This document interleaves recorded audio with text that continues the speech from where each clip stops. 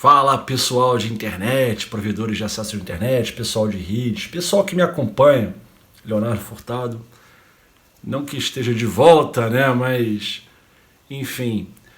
Queria falar para você o seguinte, duas coisas. A primeira delas é que eu saí do BPF por outras razões, eu gosto muito do projeto, acredito no projeto, acredito nas pessoas, eu acredito no princípio de que o NOG é necessário para que estabeleçamos uma comunidade de boas práticas na internet. O problema está comigo, né? Eu não me vejo hoje em condições de assumir a responsabilidade de manter o comitê de programa como eu estava mantendo. Enfim, por esse motivo eu pedi a minha saída lá do comitê de programa, falei com o pessoal da board, o pessoal está tranquilo, estamos de boa. Mas isso não significa que eu não aposte no NOG, muito pelo contrário, eu desejo sucesso para o BPF. Vamos lá, esse vídeo aqui é uma contribuição tanto que parte da minha pessoa, quanto do próprio BPF. O fato de eu não estar no comitê de programa do BPF não quer dizer que eu não vá contribuir para os provedores, para os profissionais de redes. E esse vídeo aqui é um exemplo dessa minha intenção. É um vídeo longo, porque tem uma demonstração de tecnologias, de conceitos de soluções que eu milito abertamente há muito tempo. E eu venho conversando com os profissionais da área, falei, pô, tem essa solução aqui, dá para fazer dessa forma aqui, tem uma boa prática ali. Então eu criei esse vídeo, que é uma demonstração de uma arquitetura muito interessante, baseada, por exemplo, no BGP, que é o BGP L2VPN, EVPN, com um plano de dados podendo ser MPLS tradicional, ou Segment Routing, ou ainda VXLAN. Então espero que você curta esse vídeo, mas vou deixar bem claro aqui, não é um curso, não é um workshop, não é um tutorial, não tem a dinâmica de eu passar uma instrução para vocês nesse sentido, é tudo muito informal, porém de forma profissional, obviamente, onde eu vou demonstrar uma solução bem completa, onde essas tecnologias se fazem presentes, tá? Então quero que você tenha isso no seu coração. Não é um treinamento, um curso com Furtado vai ser desse jeito. Não, não vai ser, é diferente, a dinâmica é diferente. Aqui é um bate-papo, uma demonstração, onde eu vou citar como é que eu estou fazendo as coisas e espero que você curta. Acompanhe lá o BPF, dê uma moral para o Brasil Peering Forum. O NOG precisa de vocês e vocês precisam do NOG. E dá uma moral para o Léo. O ano de 2021 chegou, eu estava realmente ano passado meio esquisito aí com algumas coisas com relação a trabalho e muitos compromissos. Espero que esse ano seja um ano bem melhor, né? Sem o caos da pandemia, do lockdown, etc. Então acompanhe aí que tem coisa nova que eu farei para vocês e eu gostaria muito que vocês dessem também um apoio aí para o BPF. Um grande abraço, siga o vídeo, espero que você curta. Um abraço. Vamos lá, pessoal, fazer essa demonstração. Em primeiro momento, eu gostaria de deixar bem claro que isto não é um treinamento, não é um curso, não tem o compromisso de fato aqui, ou a dinâmica de explicar com muitos detalhes e exemplificar configurações e dissertar bastante sobre esse cenário aqui. Isso aqui é uma demonstração para tirar a dúvida de algumas pessoas, sanear a curiosidade de que algumas pessoas tiveram quando eu comecei a falar dessas tecnologias e cenários. Então isso aqui é uma demonstração, não é o que eu faria, por exemplo, num treinamento de fato, num workshop, com aquele compromisso, aquele vínculo de eu passar uma instrução técnica adequada. Então isso aqui é uma demonstração, vamos deixar isso bem claro. E o foco aqui é provar, né, o conceito de um projeto onde múltiplos serviços são desejados pelo cliente de uma operadora. Tá? Nesse caso aqui, é uma aplicação que nós chamamos de ULLDMA, Ultra Low Latency Direct Market Access. É um conceito de distribuição de informações em tempo real em ambientes de baixa latência, algo muito demandado no mercado financeiro, por onde eu atuei muitos anos, né? Então, sabemos que operadoras de telecomunicações e até mesmo vários provedores de acesso de internet que essas empresas fornecem diversos tipos de produtos de comunicação de dados, não apenas o acesso de internet, mas, por exemplo, L3VPN, L2VPN, uma extensão entre data centers, um clear channel para outras aplicações e etc. Tá? Nesse certame aqui, temos diversas possibilidades de concebermos a comunicação de serviços L2 e L3 para atender a demanda dos clientes corporativos do provedor da empresa. Por exemplo, podemos fazer uma L2 nativo, tem prós e tem os contras, né? Protocolo de resiliência, Spanning Tree, RAP, APS, RPS, etc. Ou fazer um VPLS ou um VPWS, ou fazer tudo em cima da tabela global, em cima de L3, mas segregando com VRF Lite e outras abordagens, ou aplicando o MPLS e fazendo a segregação do roteamento em VRF, juntamente com outras VLANs em serviços L2. Tem uma diversidade de possibilidades aqui, cada uma com prós e contras. Por exemplo, os provedores de acesso de internet de pequeno e médio porte já abraçaram a ideia dos serviços L2 rodando no topo do MPLS. Por exemplo, a implementação Martini com o protocolo LDP ou Compela com o protocolo BGP para o transporte de serviços L2 sobre uma infraestrutura L3 turbinada pelo MPLS, o que é muito bom. Comparando essa abordagem, por exemplo, do VPLS com uma rede L2 nativa, indiscutivelmente o VPLS ele é melhor, por questões de confiabilidade, resiliência, rápida convergência, ótima tolerância a falhas e escalabilidade, manutenção, isso é indiscutível. Tá?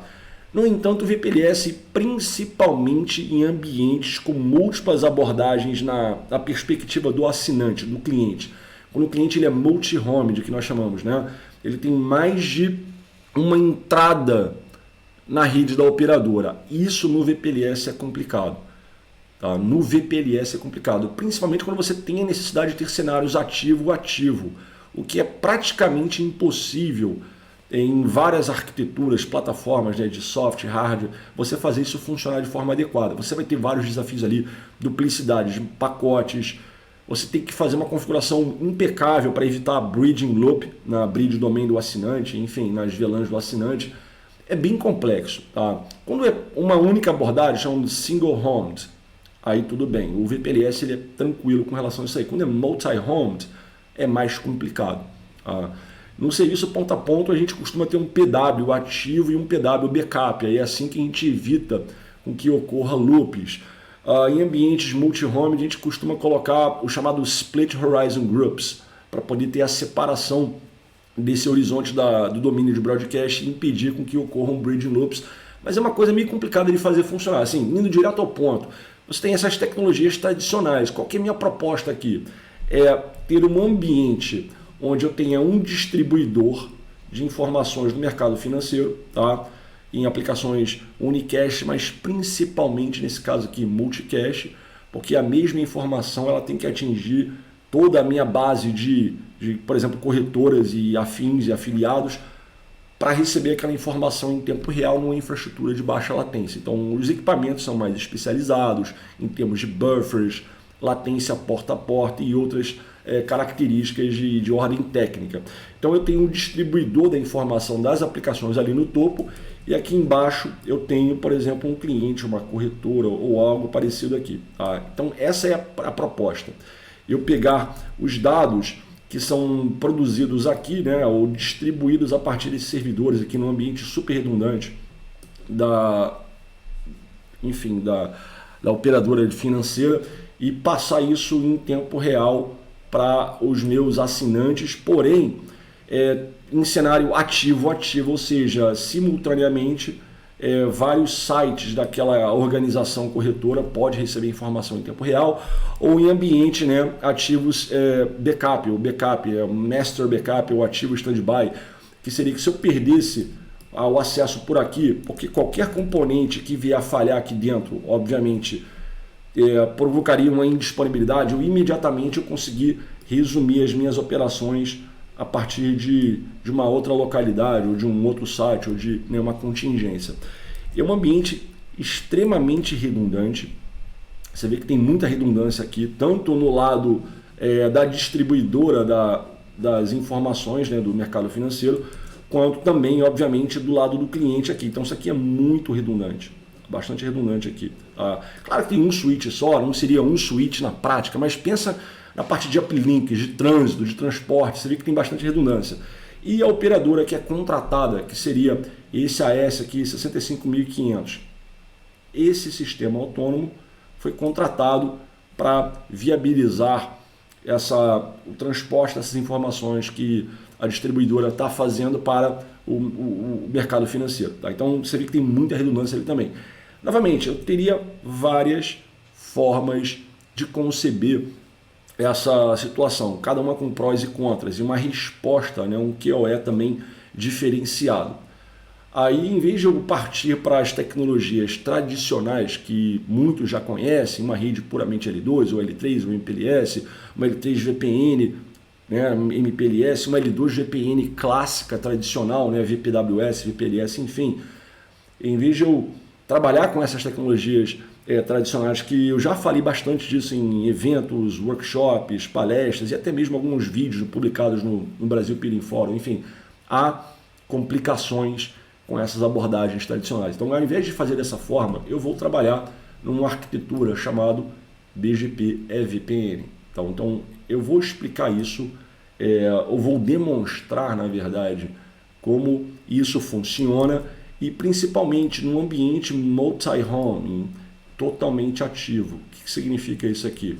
Você vê que, olhando no lado do cliente, o cliente ele tem conexões ativas simultaneamente, ou seja, ele usa de fato os dois uplinks aqui para enviar e receber dados.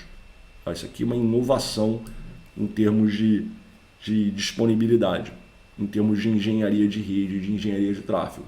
O ambiente VPLS tradicional, isto virtualmente não é possível de se conceber. E note que na mesma organização, que seria o Sistema Autônomo 64512, eu tenho também dois links aqui. Então eu posso enviar dados e receber dados simultaneamente por esses caminhos aqui de baixo. Então você vai dobrar, né? Vai dobrar essa abordagem aqui com uma operadora. Olha que interessante. Olha que interessante. Isso aqui, tente fazer isso num ambiente VPLS tradicional, minimizando o máximo possível da incidência de loops na sua rede. Praticamente um trabalho muito complicado de se fazer em termos de projeto. Tá? Então, essa é a abordagem que eu vou demonstrar aqui. É um BGP VPN com multi-homing totalmente ativo, tá? Usando o MPLS como plano de dados dentro do operador. Tá? Obviamente não existe MPLS aqui, embora pudesse existir, mas é um MPLS totalmente independente do meu, não tem nada a ver com isso. E também poderia haver aqui, mas não tem. Tá? Aqui não há MPLS nesses ambientes. O MPLS está aqui. Aí eu posso, obviamente, fazer o MPLS tradicional, que é o que eu vou demonstrar primeiro, ou então colocando já o Segment Routing em cima do meu protocolo de roteamento IGP da operadora, que nesse caso é o OSPF, mas poderia ser o ISIS, enfim. Tá? São essas duas abordagens ali. Na verdade, o BGP VPN ele precisa de labels no plano de dados para funcionar na operadora. Tem duas possibilidades aqui, tá? A primeira delas é eu ter o BGP VPN sobre VXLAN, tá? Que todos já conhecem aí, especialmente quem trabalha no data center, tá? O VXLAN. Então meu plano de dados podendo ser o VXLAN. Só que esse não é um ambiente de data center no lado da operadora, no sentido de que, vou tentar explicar isso de outra forma, eu não tenho, por exemplo, workloads dinâmicos, eu não tenho um ambiente computacional hiperconvergente, sem nada que me obrigue, por exemplo, a ficar mudando de lugar os meus workloads no data center. Eu pego essa máquina virtual aqui que está nesse servidor físico, eu vou ter que migrar essa VM para um outro host, porque eu vou fazer um upgrade na memória desse host, eu vou trocar os discos, eu vou fazer alguma coisa. Aí o cara vai lá, ele clica o botão e move a VM, né? E a rede ela preserva o seu transporte, as suas funcionalidades. Isso é uma característica muito, muito interessante do VXLAN. Tá? Então, em ambientes de data center propriamente dito, você tem no plano de dados, você vai querer ter o VXLAN. Só que aqui é uma operadora de telecomunicações. Então eu não tenho essa demanda, por exemplo, computacional, onde o VXLAN passa a ser mais interessante, mais atraente. Eu não tenho essa demanda. No entanto, eu preciso de alguma coisa no plano de dados para transportar aquilo ali. Então eu estou optando pelo MPLS ou pelo Segment Route. Tanto faz um ou outro. Eu não sou obrigado a usar, não, você é o Segment Route, vou usar. Eu tenho que ter labels para trabalhar. Esses labels podem ser da arquitetura MPLS clássica, tradicional, que é o protocolo LDP, ou então em cima do novo, né, o Segment Routing, que não é tão novo assim, mas é relativamente novo, que é uma tecnologia mais interessante. Então essa é a minha proposta. Eu poderia ter, na verdade, digamos, digamos que eu trocasse rotas de BGP L2, de EVPN, tá? Vou botar um L2 aqui, EVPN, tá? Vou chamar isso aqui de L2 EVPN. Tá bem mal desenhado aqui, mas não tem problema. Eu poderia ter isso aqui trocado direto com a corretora. É possível fazer isso também, tá? E aqui dentro eu trabalharia com o VXLAN, por exemplo, se fosse o caso, eu poderia fazer isso aqui, tá? Eu trabalho com o VXLAN aqui embaixo e aqui em cima, tá? E aqui poderia ser MPLS. Eu poderia fazer isso. O EVPN ele precisa de um plano de dados, né, obviamente, apropriado para ele. VXLAN ou MPLS. Então a distribuidora poderia ter VXLAN e a corretora poderia ter VXLAN e a operadora poderia ser MPLS. Eu poderia fazer isso, mas eu não vou fazer. Por quê? Porque normalmente as empresas, os segmentos clientes para esse tipo de aplicação não trabalham com essas infraestruturas em suas redes corporativas. Eles trabalham com uma rede L2 e L3 tradicional. Então na corretora é uma rede IP L2 IP normal. E na distribuidora idem, um exemplo, tá? Mas, no entanto, na hora de eu trocar serviços L2 e também o L3, obviamente, de um para outro, eles vão usar uma operadora, por exemplo, e essa operadora sim, que ela vai precisar de uma infraestrutura, por exemplo, MPLS ou VXLAN. Como é uma operadora de telecomunicações e não é um centro de dados com computação unificada, com hiperconvergência, com alta demanda em termos de volatilidade de ambientes virtuais, como não é o caso, normalmente na operadora de telecomunicações trabalhamos com o MPLS e não com VXLAN, beleza? Mas poderia ter sido. As possibilidades aqui são muitas, então vamos tentar simplificar, tá? Eu vou demonstrar esse cenário com BGP VPN em cima de MPLS ou Segment Routing, tá? Na operadora. Então tá aqui a operadora, tá? Aqui a operadora. Legal? Aqui um ambiente L2, L3 nativo, tradicional, clássico, típico, com as tecnologias tradicionais, e idem com relação aqui embaixo. Tá?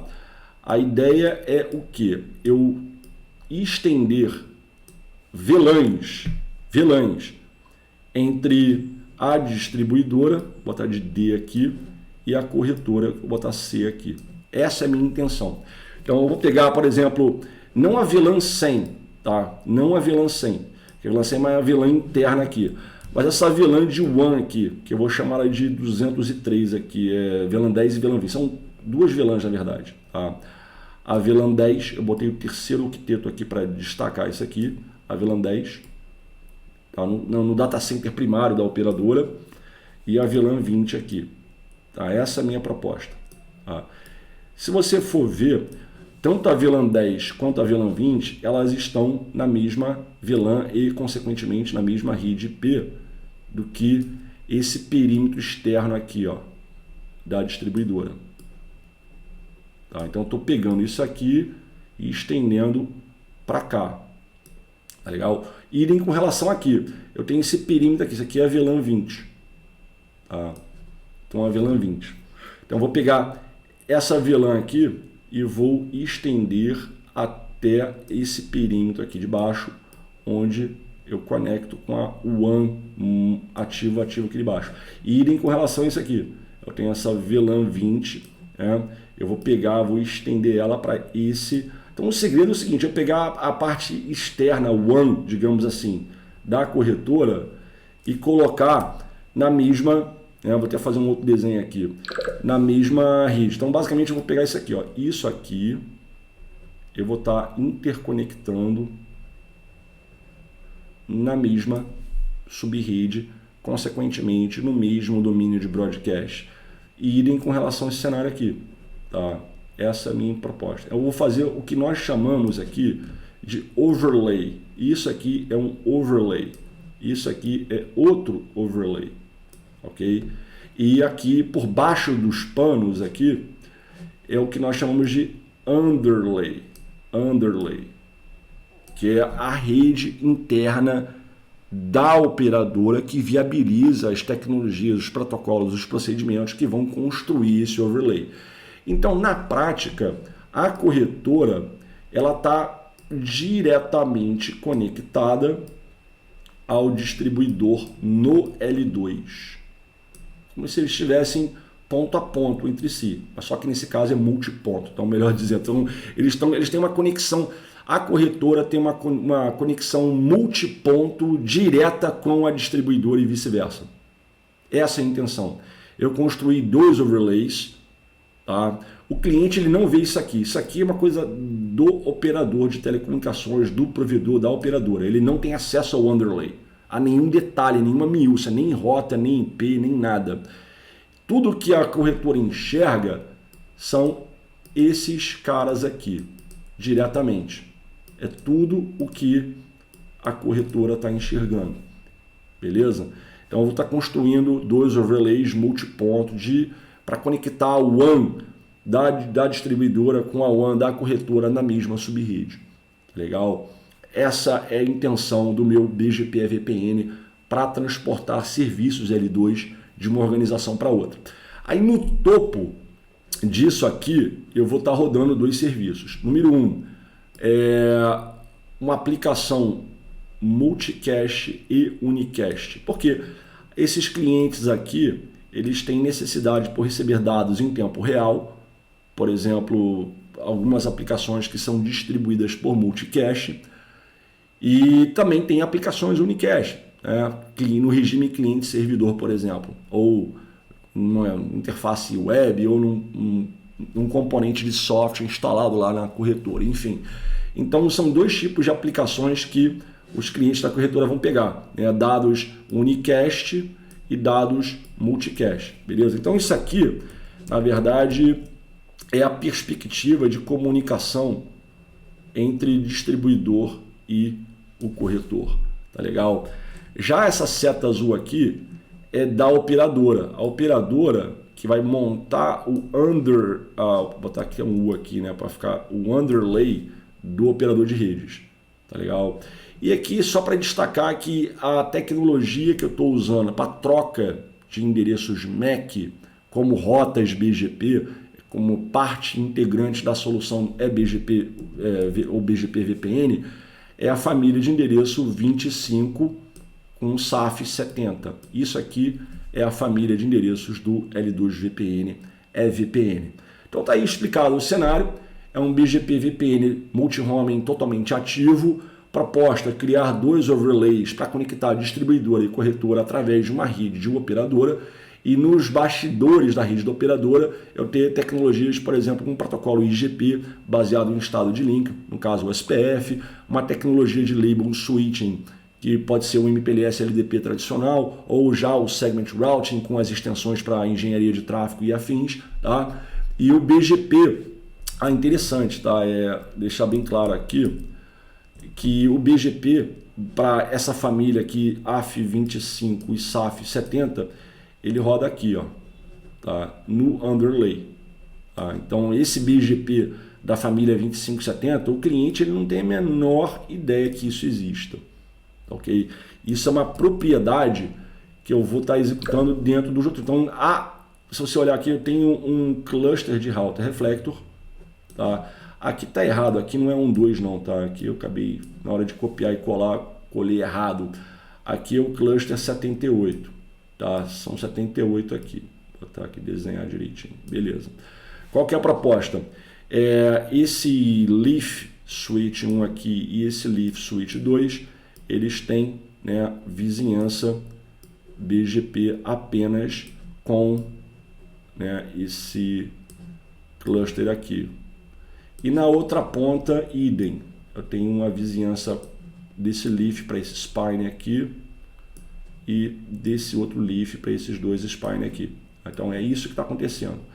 Em adição, esse cluster aqui tem vizinhança BGP com esse cluster aqui. Tá? Essa é a proposta. Tá legal?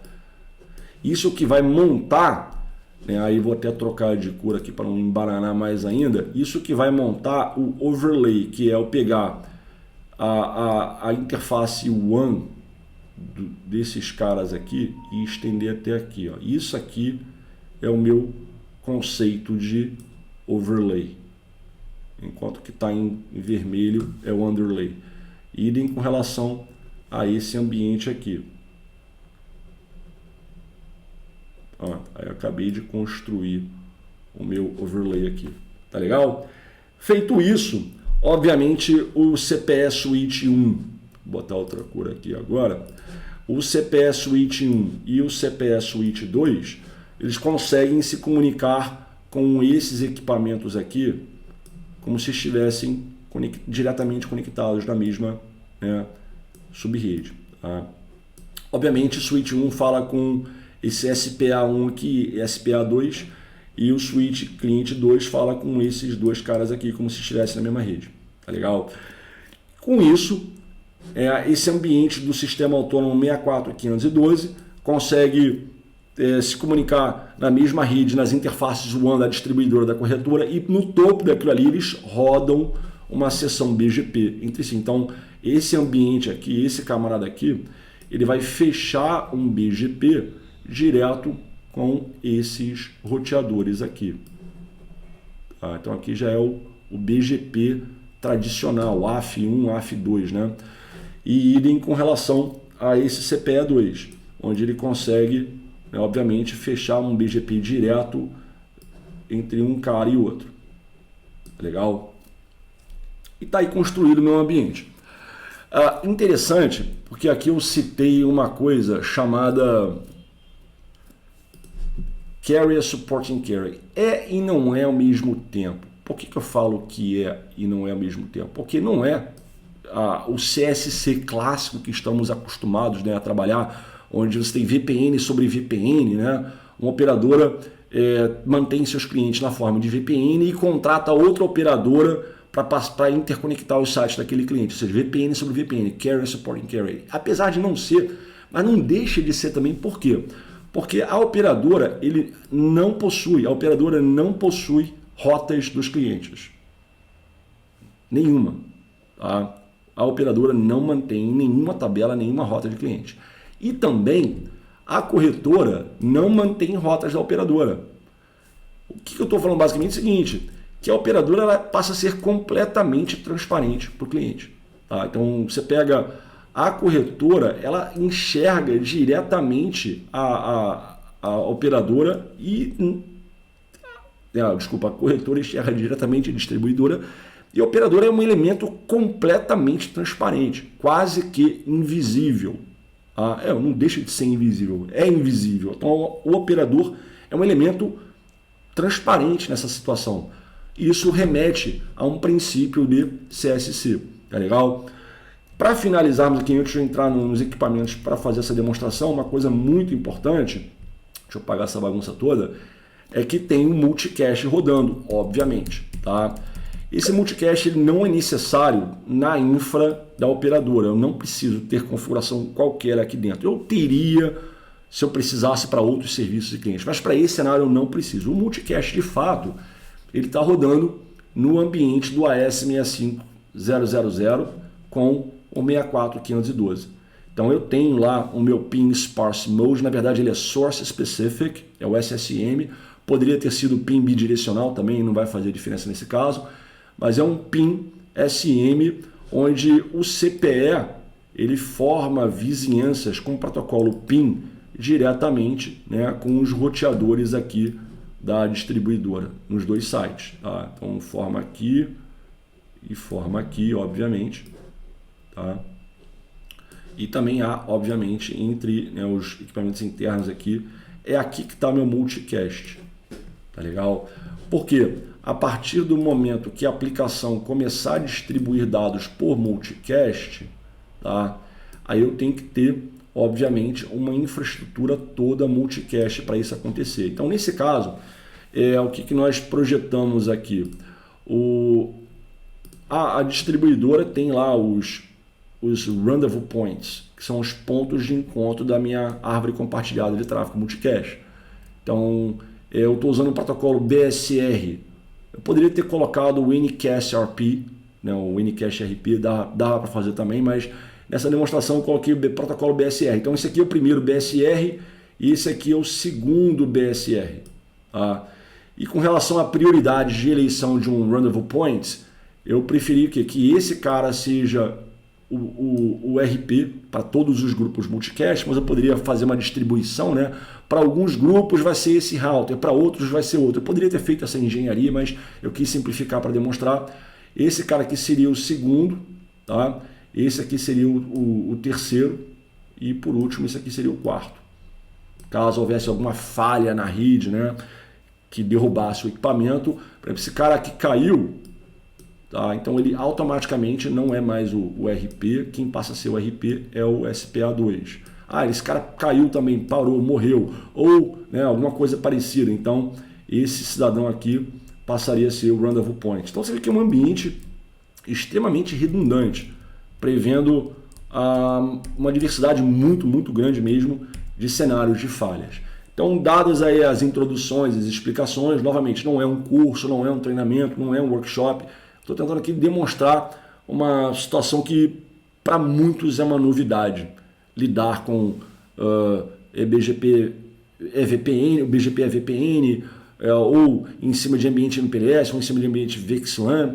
Eu estou tentando, da melhor forma possível, fazer uma overview disso aí, sem ter que entrar numa dinâmica de curso, de instrução, tá legal? Então, eu vou iniciar o próximo vídeo para fazer a demonstração do ambiente. Um abraço.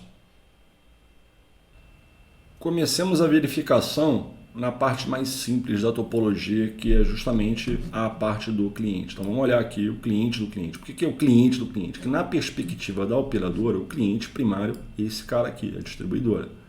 Tá? E aqui é o cliente da distribuidora, então vou chamar cliente do cliente. Então vamos olhar esse ambiente aqui com calma. Tá? O que a gente vai ver?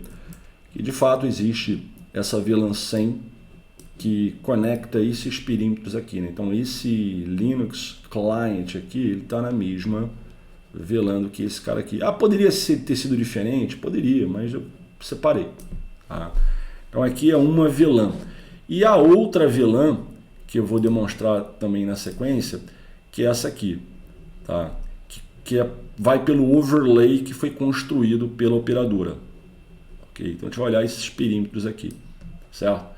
Obviamente, nesse lado aqui, a coisa é diferente. Então, a VLAN aqui é 20. Então, são 3 VLANs aqui demonstradas nesse projeto. O primeiro é a VLAN interna da corretora, que é a VLAN 100.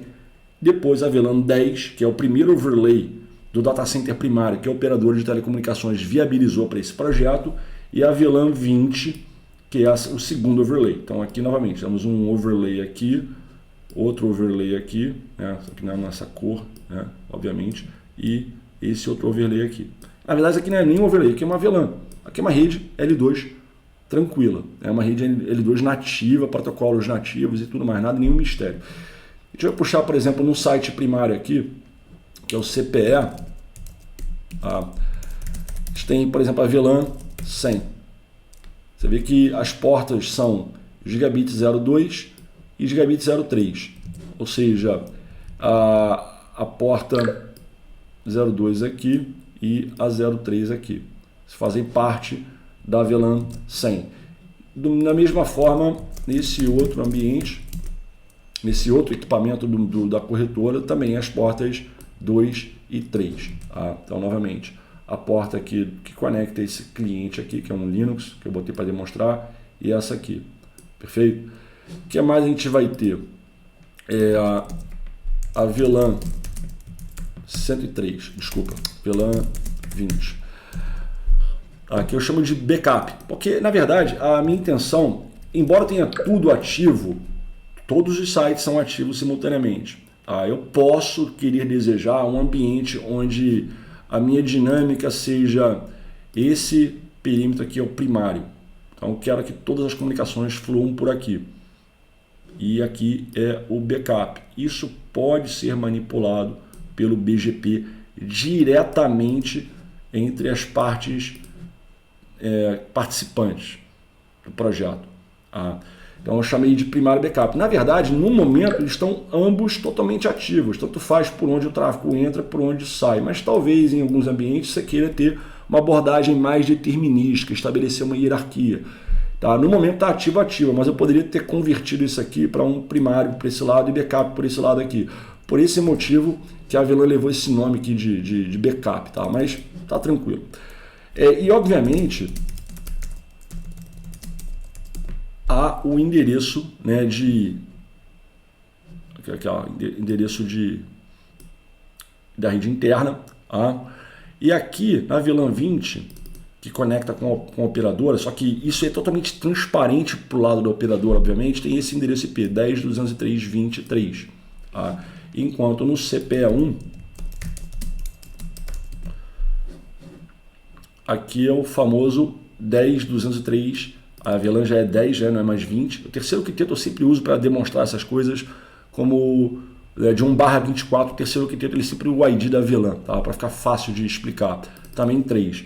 Se vocês prestarem atenção, aqui que nós temos, a rede é 10.203, 10.0/29 ou /24, tem que olhar na minha configuração que eu acabei colocando lá, acho que foi /29 mesmo.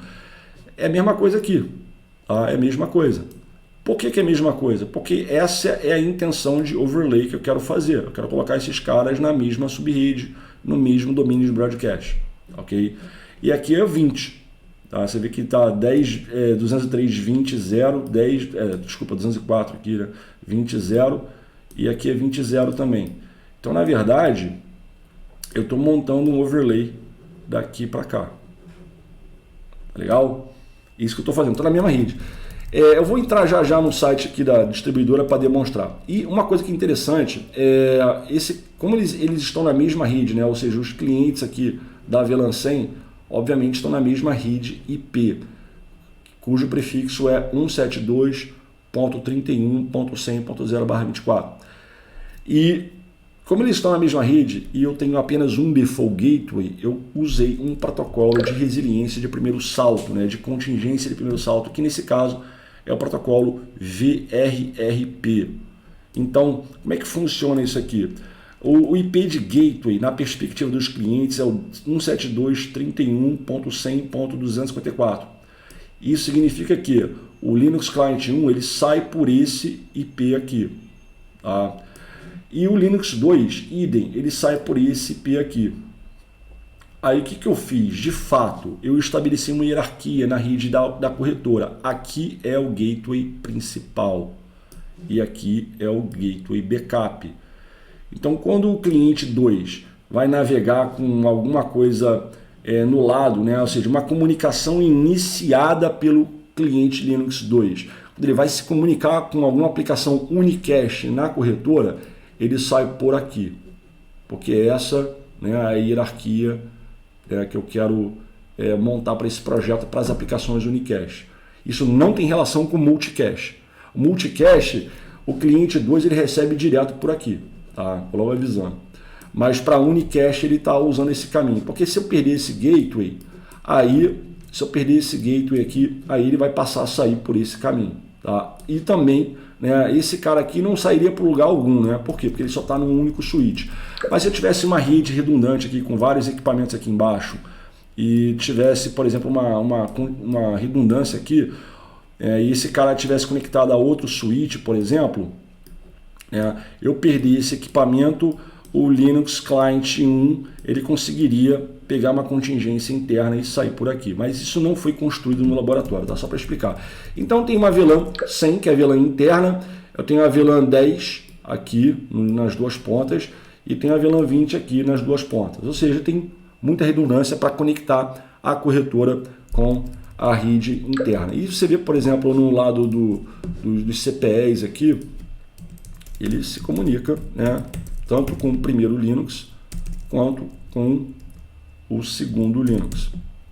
Tá? A gente pode ir lá diretamente aqui os servidores da corretora, tá? Nesses dois casos aqui. O lado esquerdo são os servidores e o lado direito são os clientes. Então aqui é o cliente Linux 1. Tá? Você vê que ele tem esse IP aqui, tá? E ele sai pelo IP de gateway virtual. E o cliente 2, tem o IP2, tá? E sai pelo IP de gateway virtual. Tá? Então vamos fazer uns testes aqui. Ele pinga o cliente 1, pinga. Ele pinga o gateway físico 1, que é o final 252, pinga. Ele pinga o gateway físico 2, que é o final, desculpa, que é o final 253, pinga. E, ultimamente, ele pinga o gateway virtual, vou voltar aqui, que é o 4, sim, pinga.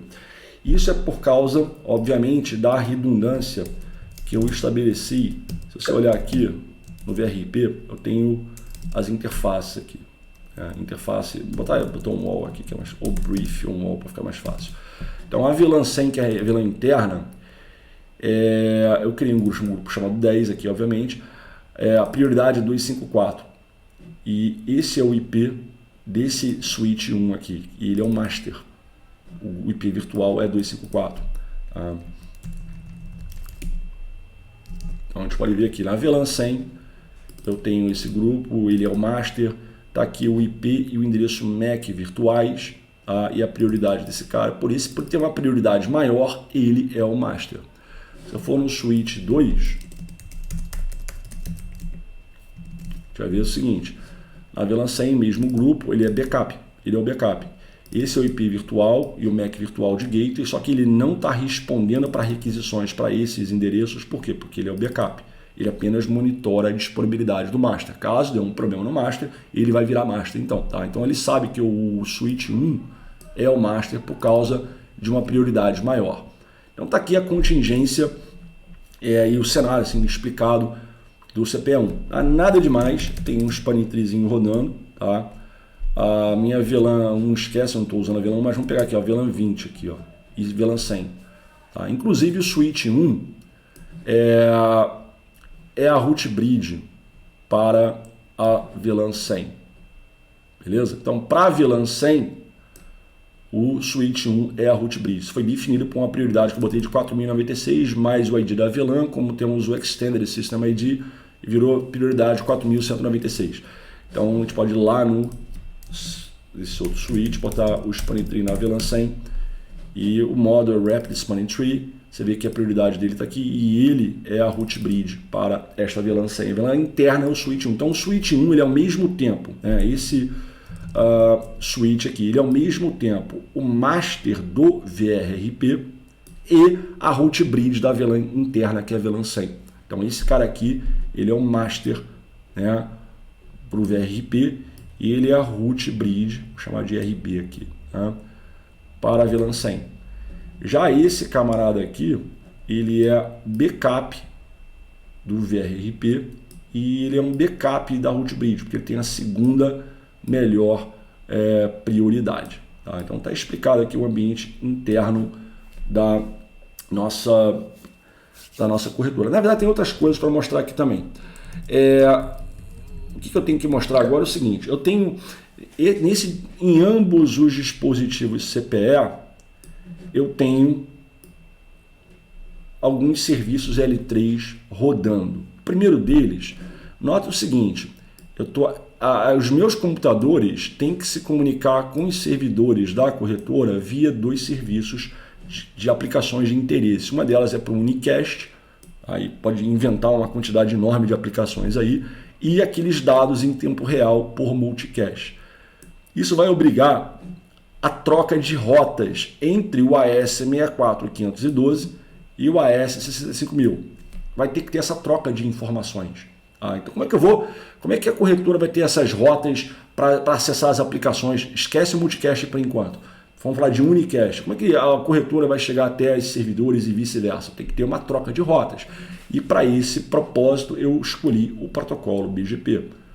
Poderia ter colocado um protocolo IGP? Poderia, mas eu perderia a ferramenta de controle e manipulação de tráfego, prioridades, etc. Então eu preferi o BGP por razões óbvias. Não foi nem pela escala, foi mais pelas facilidades em termos de manipular tráfego e outras características.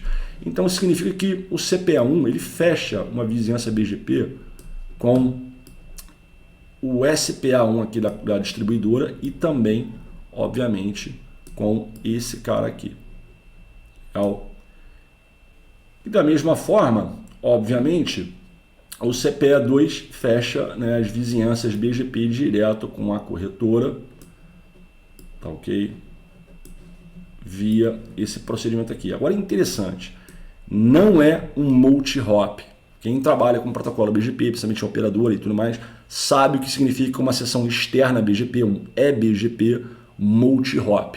Não é multi-hop. Por que não é multi-hop? Porque a interface VLAN 10 da corretora se comunica diretamente com a distribuidora na mesma VLAN, na mesma subrede. A interface 20, VLAN 20 desse CPE2 aqui, da corretora, também se comunica diretamente com as interfaces externas da distribuidora. Então eles estão na mesma VLAN, em termos de interfaces externas. E eu posso fechar um BGP direto entre eles, não preciso definir multi-hop. Tá? Por quê? Porque a operadora, lembre-se, ela é totalmente transparente com relação a isso aí. Ela construiu 2 overlays para conectar os ambientes WAN entre corretora e distribuidora. São 2 overlays aqui, tá? Fica bem claro, deixar isso bem claro. Uma outra característica, eu vou mostrar já essas sessões de BGP para vocês, mas uma coisa que eu quero falar é o seguinte. Lembra que eu tenho ativo-ativo, né? Significa o quê? Que a VLAN 10 aqui, na saída da corretora, tá? Em termos de links, ou de transporte no L2, é uma port channel, ou seja, uma tecnologia de agregação de portas. Eu estou agregando as portas entre, né, o CPE switch e os roteadores da operadora aqui, esse cara e esse cara. Tá? Isso é o que viabiliza o meu cenário ativo-ativo, tanto nesse lado aqui, né, enviar e receber dados simultaneamente, quanto, obviamente, aqui, pela VLAN 20. Então, a corretora ela consegue usar os 2 links na VLAN 20 simultaneamente para enviar e receber dados. Tá? E aqui, obviamente, para enviar e receber dados também. Tá? Vamos olhar esse port channel para você ver como é que é. No switch 1, se botar aqui, por exemplo, show VLAN ID 10, que ele vai falar que é uma port channel. Ou seja, estou usando uma interface agregada. Vamos dar uma olhada nesse port channel aqui. Você vê, ó, tem uma port channel 10, ela está app, protocolo está app, conectado, tudo certinho. Vamos olhar com calma esse Ether channel aqui. Tá? Nota o seguinte, que esse Ether channel, deixa eu pegar meu mouse aqui, que é o 10, a porta 10, tá? É um port channel L2, tá? S aqui está definido por esse propósito aqui, você vê, ó, S layer 2, e tá U, ou seja, está em uso. Legal? Em adição, eu tenho 2 portas aqui, ó, que estão no bundle, funcionando. A gigabit 0/1 e a gigabit 1/0. PP. Tá legal? Então, você vê aqui, ó, Bundled Import Channel. Se eu for no switch CPE2, tá, vai ser a mesma coisa. Enfim, voltando aqui para o 1, não para esse, mas para esse, essa interface port channel ela não tem IP. O que tem IP, na verdade, é a interface VLAN 10. Legal? Essa é a interface VLAN 10 aqui, 10.203, 10.3. Então, na verdade, o que eu procurei explicar é esse cenário aqui do que seria o All Active, na perspectiva desse primeiro overlay aqui, e também o All Active na perspectiva desse segundo overlay aqui. Tá legal? Então, explicado isso aí, eu vou mostrar agora a configuração do BGP entre os 2 sites. Então vamos lá verificar a comunicação entre a corretora e distribuidoras. Lembrando que estão na mesma, né, WAN, né, digamos assim, na mesma subrede. Esse é o IP dele. O IP1 é a primeira corretora, é o primeiro router da distribuidora, desculpa. IP2 é o segundo router da distribuidora. Se eu for no CPE2 e olhar a interface externa, mesma coisa. 10.203, só que a VLAN é 20, né? Não é 10, é 20. Primeiro router do segundo DC da distribuidora e aqui idem. Certo? Moral da história. A comunicação flui desse port channel aqui, mais precisamente da VLAN 10, tem uma interface VLAN aqui 10, ele consegue se comunicar com esse IP aqui e com esse IP aqui. Tá? Essa saída pode pegar o mesmo link, ou pode pegar esse aqui, ou pode pegar, dependendo para qual IP vai haver a comunicação, os dois. Tá? Isso faz parte do hashing acomodado pelo Ether Channel. E a mesma coisa no site 2. Vamos ver agora as sessões BGP. No site 2 primeiro.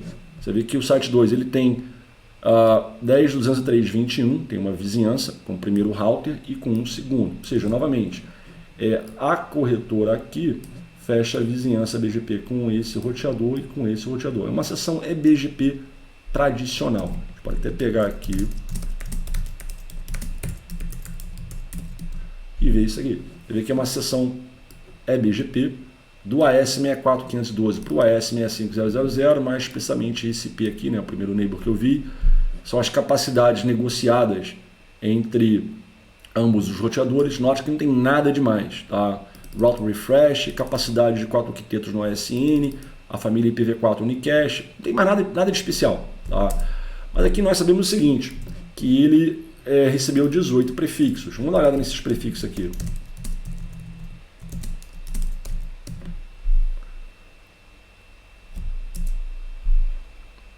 Nota que são tudo que é 192, 168, tudo que é 192, 168 faz parte desse ambiente aqui, tá? Tudo isso aqui é 192, 168. Tá? Então você vê que o CPE ele pegou todas essas rotas por BGP. Legal? Vou lá no CPE2 agora aqui e vamos ver aí no CPE1, desculpa, vamos ver aqui o switch 1.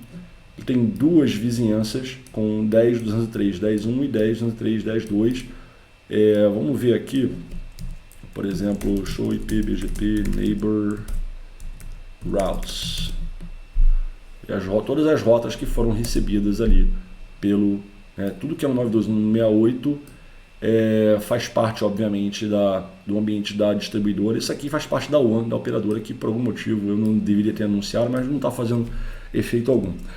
E, obviamente, quais são as rotas que eu possuo do meu AS64512? Apenas a 172.31.100/24. Então, posso até voltar aqui no CPE2 e fazer a mesma verificação. O que o CPE2 está anunciando para esses roteadores da distribuidora? Somente essa rede interna. Eu me certifiquei de fazer isso aí, né? Para não vazar rotas quando eu não deveria fazê-lo. No switch 1, a gente pode repetir a mesma coisa.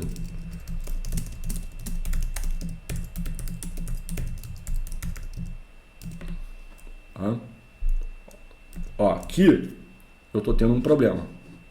Provavelmente por questão de policy. Alguma coisa errada que eu fiz aqui. A gente pode até olhar a configuração BGP. Realmente, quando eu fiz a configuração, eu não vinculei a policy. Ó, tá vendo aqui? Eu não tenho policy ali. Então, rotas é interessante. Ó. Eu estou recebendo rotas aqui que eu não deveria estar recebendo. Tá? Eu estou anunciando rotas que eu não deveria estar anunciando. Eu provavelmente já tenho alguma route map para lidar disso aqui. Não tem. Então, a gente vai ter que criar essa route map. Na verdade, eu tenho ela no CPE2 aqui. A gente pode copiar. Sabia que tinha. Então, o que a gente pode fazer aqui? Vamos fazer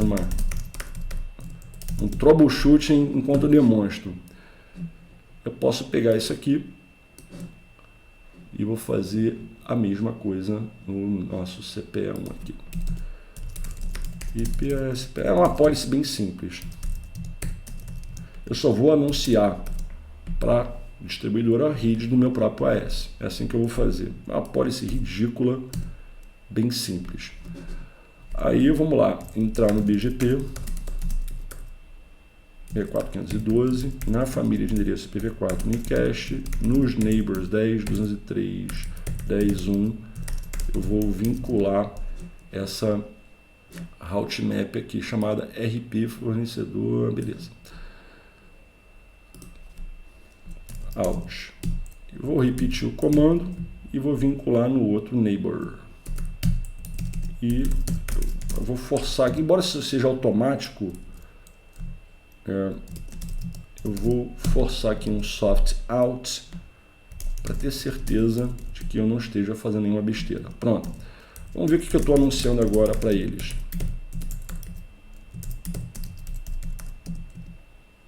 Agora sim. Eu corrigi minha besteira aqui. Tá? Agora sim. Então, tá aí. Né? Acho que na parte do Unicast, tudo que eu tinha que demonstrar com relação à corretora já foi demonstrado. Vamos dar um exemplo aqui agora. Vamos olhar a configuração, pelo menos na perspectiva de fazer isso aqui acontecer, né? Esse trajeto aqui. Vamos olhar aqui a configuração desses roteadores. Primeiro do DC principal, onde a corretora distribui dados, e depois no outro, né, ambiente aqui. Vamos olhar. Vamos aqui nesse primeiro cidadão. Dá um show IP int brief. Aí nota o seguinte, ele tem lá o IP externo, que está na VLAN 10. A gente pode até puxar essa interface aqui, ver que está lá na VLAN 10. Tá?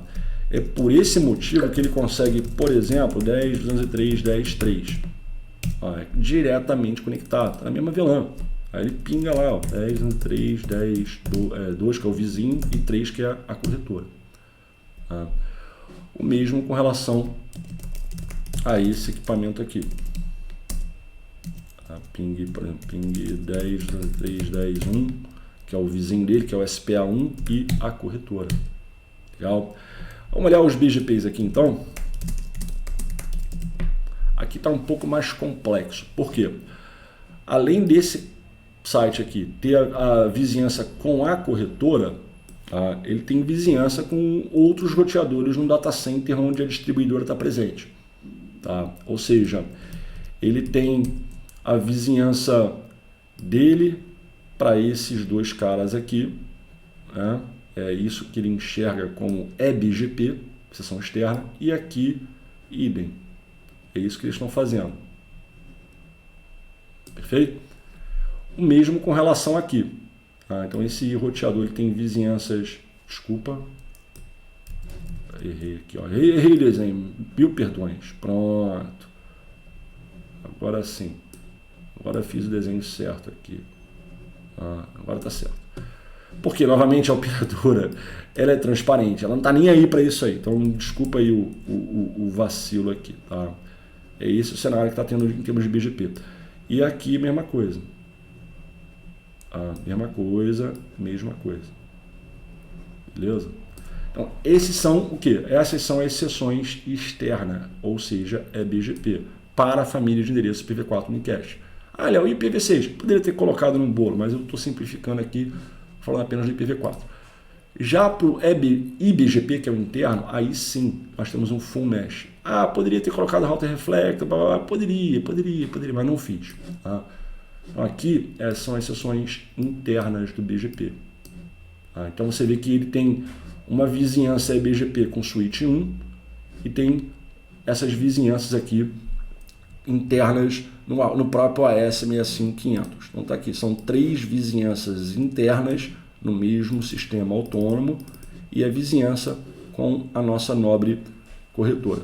Se eu for, por exemplo, aqui e olhar as vizinhanças, a mesma coisa. Tá? Ele tem a vizinhança lá com a corretora, está recebendo aquele prefixo 172, você vê aqui, ó, show IP BGP neighbor 10.11.3, 10.3 routes.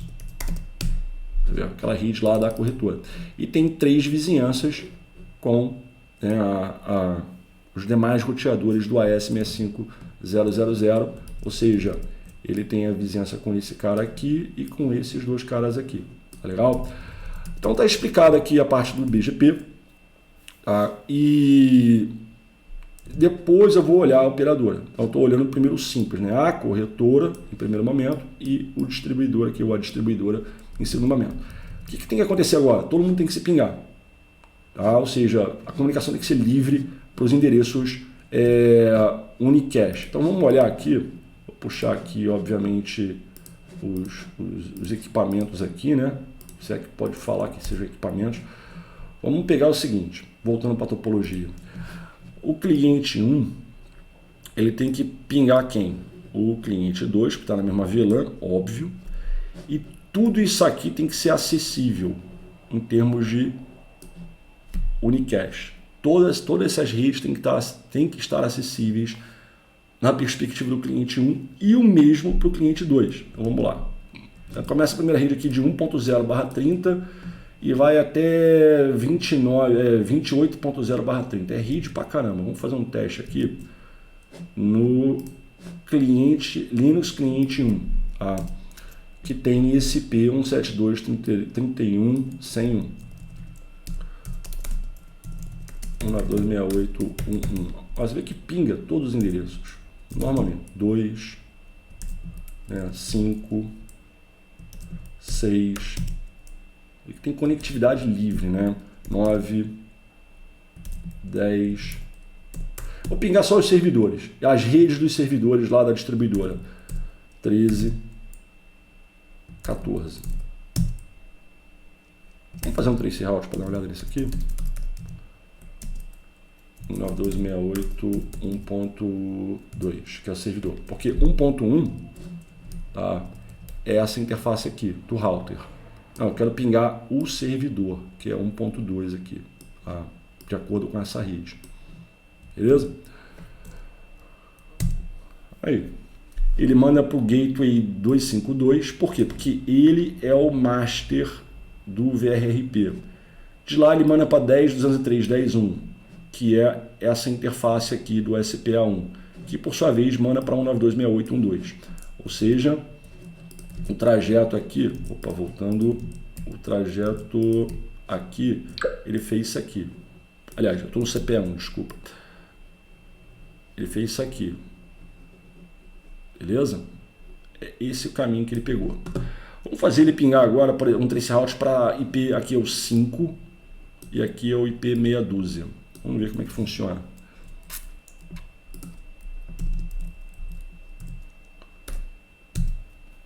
Ou seja, ele mandou para 172.31.100.252, que é o primeiro, é o CPS Switch 1, que mandou para o segundo router aqui, que é esse, eu vou mostrar daqui a pouco ali na topologia, e mandou para o servidor. Ou seja, para esse segundo teste, vou botar outra cor aqui, ele pegou esse trajeto aqui.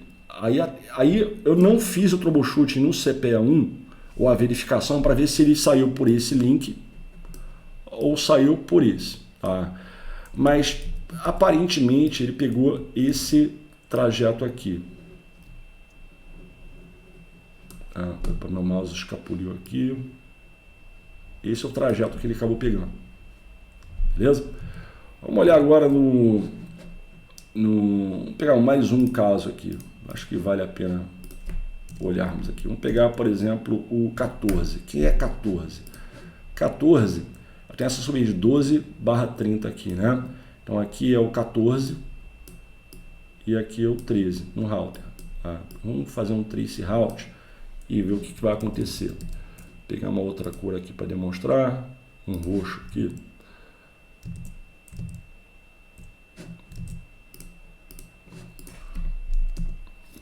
Ó, aqui ele mandou para 172.16, porque ele não tem como mandar para o CPS Switch 2 por causa do protocolo VRRP, cujo IP virtual é 172.31.100.254 e o CPS Switch 1 é o master, então ele tem que mandar por ali, não tem como não mandar por ali.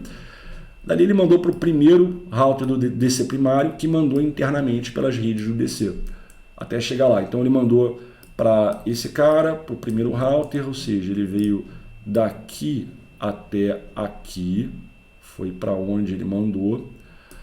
Aí na sequência ele mandou para 26 e por último 14, que é o próprio servidor. Ou seja, tem essa rede 24/30 aqui. Então ele mandou para o 26, que é esse SPA2 aqui, que por sua vez encaminhou para cá. Legal? Vamos puxar aqui mais uma corzinha. Vamos pegar aqui um marronzão aqui. E vamos olhar o cliente 2 agora. O cliente 2 ele pinga todo mundo também, da mesma forma. 1.1, né? Ele pinga, por exemplo, 10 e pinga o 14, para demonstrar aqui. Vamos fazer um trace route para 192.68.1.1. Aqui, o trace route tá meio bichado, vou ver por quê. A pingar ele pinga. Pingar ele pinga. Então, MTR aqui, ver se resolve.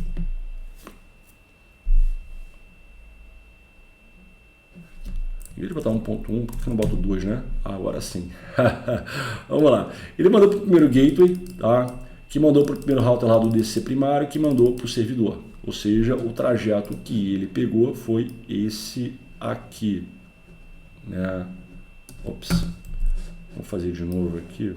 Eu estou com uma mesa onde o mousepad não é muito bom, não. Vou até tirar o mousepad de cena aqui e vou botar direto na mesa. Esse é o primeiro trajeto que ele pegou. Vamos pegar aqui agora o 14. Ou seja, ele manda para o gateway a master daquele site, que manda para o primeiro router do DC, que pega aquela interface 26, ou seja, o mesmo trajeto praticamente daquele teste prévio que foi demonstrado aqui. Ou seja, ele mandou para cá, daqui ele subiu, né, e veio por aqui por cima e ultimamente fez a entrega do pacote. Ou seja, apesar do ambiente da operadora estar totalmente transparente, no sentido de que isso aqui é transparente e a minha comunicação é ativa, essa hierarquia entre qual host o Linux client vai entregar para funcionar e tudo mais, ela está sendo ditada pelo protocolo VRRP. E tem uma outra característica aqui também que é importante destacar. Eu não tenho um BGP rodando entre os roteadores ou os switches aqui, nesse caso, da corretora. Digamos que, por exemplo, essas rotas aqui, essas redes aqui, ao esses roteadores anunciarem para o CPE, eu colocasse uma local pref maior, certo? Eu poderia ter feito isso. E, obviamente, tendo um IBGP entre, né, esses dois caras aqui. A tendência, por exemplo, por mais que eu saísse, vou botar outra cor aqui, por mais que eu saísse do cliente até o primeiro gateway, aí na tabela de roteamento ele preferiria a rota via o CPE2 aqui. Eu poderia ter feito isso. E na verdade eu vou acabar fazendo isso depois, para demonstrar para vocês. Então tá aqui toda a aplicação Unicache funcionando. Você vê que os servidores e os clientes se comunicam. Vamos aqui no servidor, que tem dois IPs, né? Tem duas interfaces. Tem a 1.2, que já foi demonstrada, e tem a 1.10. Esse outro cidadão aqui tem a 1.6 dúzia e tem a 1.14. Vamos ver se eles pingam os clientes. Tem um, tem dois. Trace route 172.31 100.1 e 100.2. Vê que comunica de boa. Ou seja, toda a parte Unicache do meu setup está funcionando.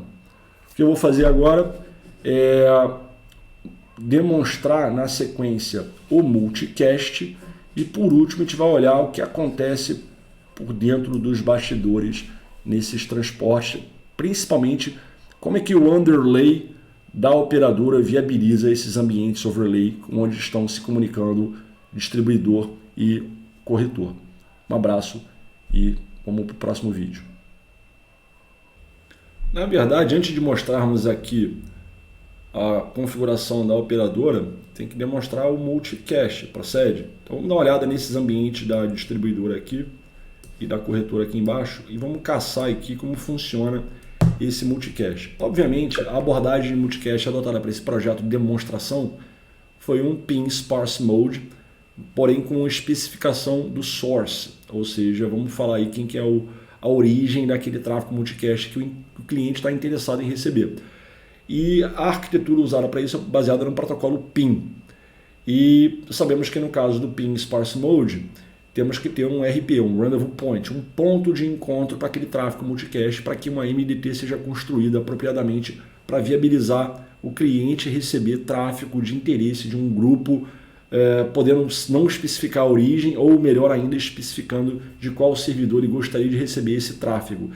E para esse projeto, no lado do distribuidor, da distribuidora das informações aqui das aplicações, eu promovi 2 roteadores Bootstrap Router, esse cara aqui é o segundo, esse é o primeiro, preferencialmente, obviamente, e para que um RP seja eleito, embora eu pudesse fazer algo, por exemplo, um RP estático em cenário de Anycast RP. Eu poderia ter feito isso. Na verdade, talvez eu vá fazer, eu tenho isso em vários projetos, mas para esse conceito eu fiz uma coisa mais ampla em cima de Bootstrap Router mesmo, onde o DCSPA1 seria o primeiro RP, o único RP na verdade, com base nessa prioridade.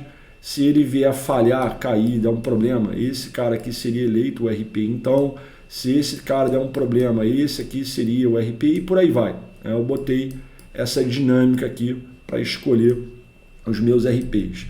Uma outra coisa importante, eu poderia ter feito um projeto até mais interessante nessa arquitetura, filtrando para quais grupos um determinado roteador seria o rendezvous point.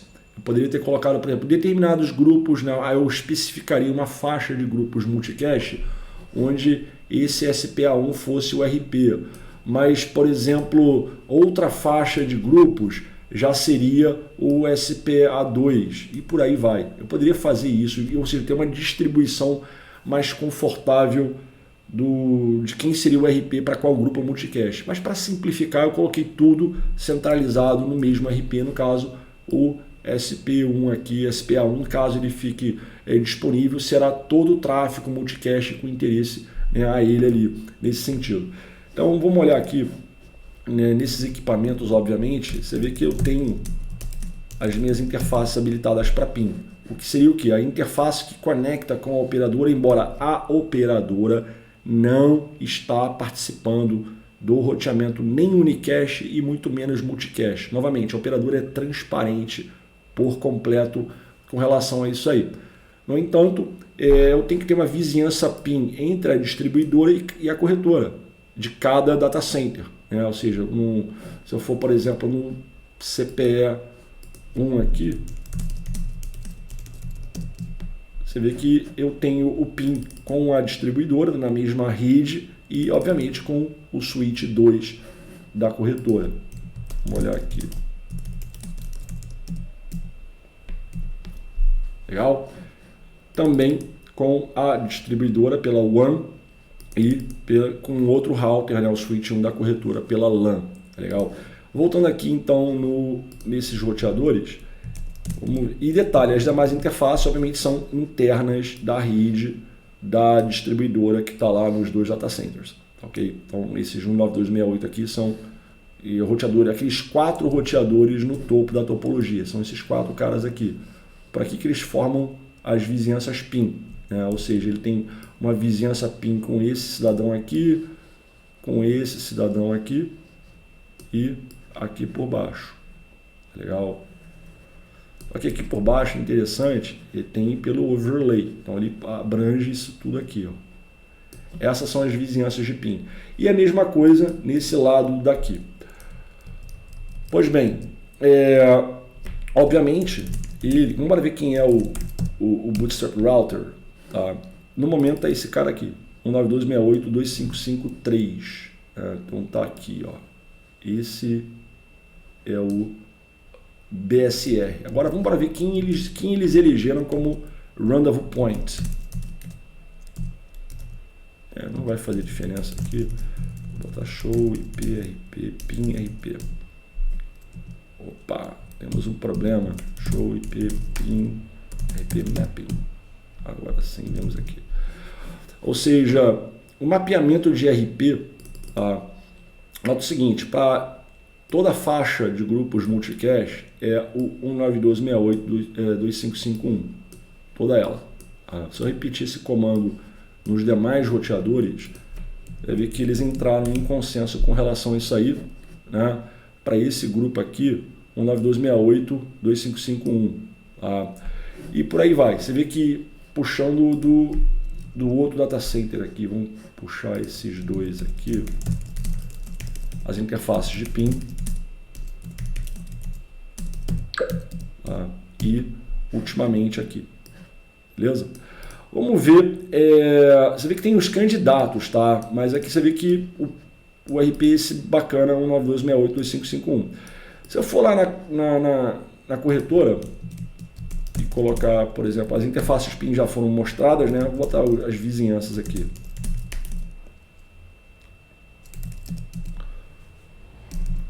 Então tem a vizinhança com o primeiro router da distribuidora, pela WAN, via overlay da operadora, com o segundo roteador e com o CPE switch 2.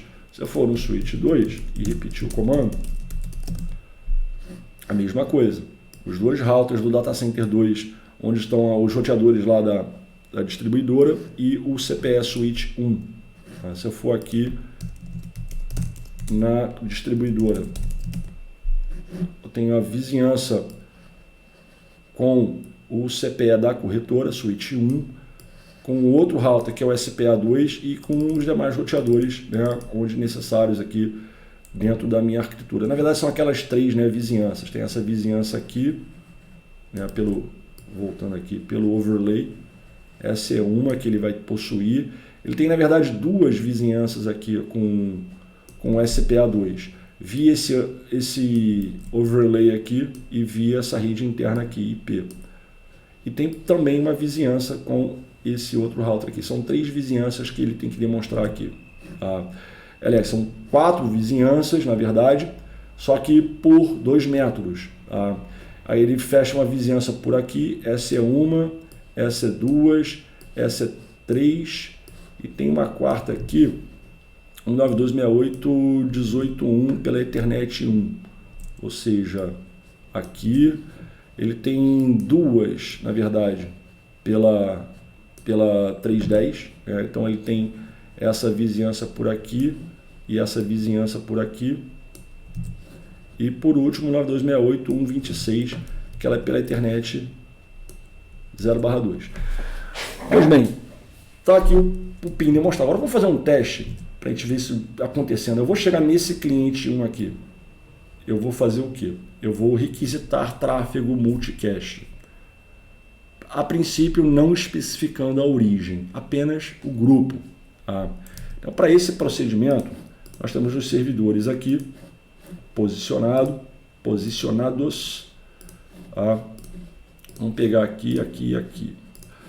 Então, olhando aqui na perspectiva da corretora, tanto do cliente 1 aqui em cima, quanto o cliente 2, obviamente, aqui embaixo, vamos fazer um teste desse multicache. Mas, só para mostrar uma coisa aqui, entrando nos equipamentos CPE, switch 1, quais informações de fato esse equipamento conhece com relação a rotas multicache? Nada, zero. CPE 2, mesma coisa.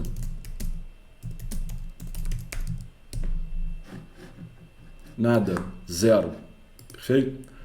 Com relação a eventuais clientes internos na VLAN 100 interessados em receber algum tipo de tráfego multicache. IGMP Groups. Nada, não há informação qualquer nesse sentido. O mesmo com relação aqui ao CPE1. Show IP IGMP Groups. Também nada. Lá nos data centers da distribuidora, não existe, enfim, nunca uma query ou uma membership report da corretora chegará até a distribuidora porque estão em redes separadas, tá? Vamos ver as rotas aqui. Aqui não tem nada. Não tem nada. O que mais? Nada. E ultimamente nada. Perfeito? Dado essa explicação aqui, ou essa conferência, na verdade, vamos fazer o seguinte. Eu vou abrir aqui o meu Wireshark e vou começar a capturar pacotes da interface de rede desse equipamento. Vamos fazer o seguinte. Eu vou, num primeiro momento, começar a mandar tráfego. Tem um script aqui, usando o aplicativo, né, a ferramenta iPerf. Então, o servidor 1, ele vai mandar tráfego para este grupo multicache UDP com TTL de 32, vai ser um teste longo, né? 3.000 testes aqui. E aqui eu estou só limitando o payload desse teste para ficar pequenininho, tá? Porque é um ambiente virtualizado, enfim. Eu vou rodar esse teste agora. E nota o seguinte, o que nós temos aqui? Temos o tráfego acontecendo, vindo aqui, né, pelo servidor. Vamos olhar, antes de iniciarmos aqui, nota que o cliente não está recebendo esse tráfego, tá? Não está recebendo esse tráfego. Vamos olhar aqui, por exemplo, primeiro nos CPEs.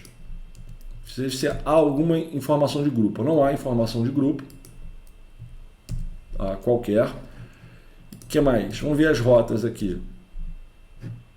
Não há informação de rotas aqui com relação ao tráfego a esse grupo multicast. Idem no CPE 2 aqui. Indo para o data center, eu já devo ter alguma coisa. Sim, eu tenho. O que nós temos aqui? A entrada para 239.1.1.1 com esse source aqui, 192.68.1.2. Então, esse source está mandando tráfego para esse grupo. A interface por onde esse tráfego está entrando é Ethernet 0/0, que é a interface que conecta com o servidor. Ou seja, ele tem aqui conhecimento prévio com relação a isso aí. Tá? Deixa eu dar um zoom para actual size aqui. Bom, beleza. Ok? Só que nenhum roteador sabe disso ainda aí, porque ninguém reportou interesse ainda em receber esse tráfego. Então o tráfego multicast está vindo do servidor e está morrendo aqui. Como é que eu sei disso? Pela ausência de rotas nos demais equipamentos e pelo simples fato da interface de saída, chamando OIL, né? Outgoing Interface List, está nula, vazia. Então nesse momento, com o servidor mandando tráfego, eu vou no cliente agora, eu vou fazer o seguinte, vamos rodar o script do iPerf, eu criei aqui, que ele vai receber tráfego desse grupo multicast, tá legal? Então ele já se conectou ao servidor, isso é uma coisa que o iPerf faz. Ele começou aqui a reportar que está recebendo. Olhando o Wireshark, nós vemos isso aqui. Nós vemos isso aqui. Só para efeito aqui de esclarecimento, vou dar uma pausa na captura e vou olhar o seguinte. Quando eu usei o script no cliente, o cliente ele usou o protocolo IGMP para fazer um membership report, para se juntar naquele grupo, ou seja, ele está interessado em receber tráfego do 239.1.1.1. Tá certo? Então, usando o protocolo IGMP, ele reportou isso aqui. Imediatamente começou a vir o tráfego multicast de fato, até o momento que eu interrompi a captura. Eu vou resumir a captura aqui para ver que o tráfego continua fluindo, certo? A partir do momento que eu encerrar o script aqui, vai parar de acontecer o envio desse tráfego, ou seja, o recebimento desse tráfego. Mesmo que o servidor continue mandando, o cliente não mais está interessado em receber e o PIN se encarrega de limpar as interfaces de saída onde não há mais clientes interessados em receber aquele tráfego. Eu vou resumir aqui, ele vai fazer outro IGMP join lá e você vê que por aqui ele mandou IGMP join e algum aqui, e imediatamente começou a receber o tráfego multicast. Ela está recebendo lá. Vamos olhar aqui no switch, ver como é que ficou então. Tanto no 2 quanto no 1 aqui. Aqui se eu olhar, no CPE. Onde é que está aqui? Se eu olhar aqui agora o IGMP Groups, o que nós vemos? De fato tem uma informação de grupo. Isso faz, porque o switch, apesar de ser switch, ele na verdade ele é um router, ele faz roteamento, tanto o unicast quanto o multicast. Então ele fala que na VLAN 1 tem um cliente interessado, pelo menos um cliente interessado em receber tráfego desse grupo. Obviamente, junta em switches, na parte L2, no caso na VLAN 100, temos ainda também o recurso IGMP Snooping, para poder controlar quem na VLAN 100 de fato deve receber aquele tráfego multicast. Isso é uma coisa que está acontecendo aqui. Mas ambos CPE 1 e CPE 2, no caso 2 aqui e 1 aqui, já sabem dessa informação, que na VLAN 1 tem um cliente, pelo menos um cliente interessado em receber tráfego desse grupo. Perfeito? Vamos olhar aqui as rotas agora. Aqui nós temos uma informação interessante. Então estou no CPE, deixa eu voltar aqui. Ele está recebendo aqui Esse é meu papagaio, né, da minha demonstração aqui. Quando eu estou de casa, o papagaio vai gritar. Chega esse horário e começa a ficar animado. Vamos aqui no CPE2 agora.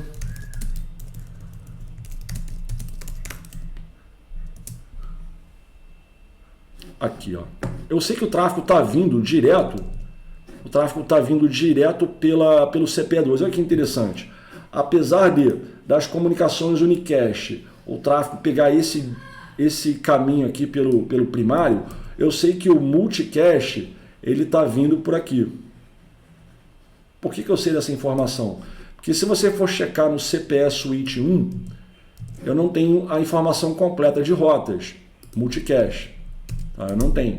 Você vê que, inclusive, ele sabe que tem alguém mandando, tá? Alguém, não sabe quem ainda, tráfego para esse grupo, mas a interface saída null. Ou seja, não é por aqui que está descendo o tráfego multicast, e sim pelo CPE2. O CPE2 ele tem uma informação completa. Que informação completa é essa? Ele tem essa árvore compartilhada, mas ele já identificou inclusive o source, ó, 192.68.1.2, que é o servidor da distribuidora lá em cima, mandando tráfego para 239.1.1.1. O tráfego vem pela VLAN 20 e sai pela VLAN 100. Legal? Olha que bacana. Tá, então está vindo por aqui. Esse é o trajeto que está acontecendo. Tá? Esse aqui é o trajeto que está acontecendo. Tá? Exatamente isso aqui. Interessante, né? Outra coisa que a gente vai olhar, por exemplo, nos data centers, aqui a gente vai ver uma informação diferente. Nota que interessante. Previamente, ele já tinha identificado o grupo, inclusive a fonte daquele grupo, source, para 239.1.1.1, mas ele não mandava na rede, por quê? Não tem ninguém ainda manifestando interesse em receber esse tráfego. Quando o cliente passou a requisitar, aí já mudou aqui embaixo, ou seja, ele recebe pela 0/0 e manda pela Ethernet 0/1. Olha que interessante. Tá? Ele manda por aqui. Tá vindo por aqui. Então o tráfego vem por aqui. Na verdade, eu desenhei, né, como se ele tivesse feito isso aqui. Mas na verdade ele veio por aqui por baixo. Ó, ele está encaminhando por aqui. Tá? A gente pode ir no SPA2 dar uma olhada nele, ver como é que ele trata isso aqui. Show, IPM Routes. Pode botar o grupo na mão aqui.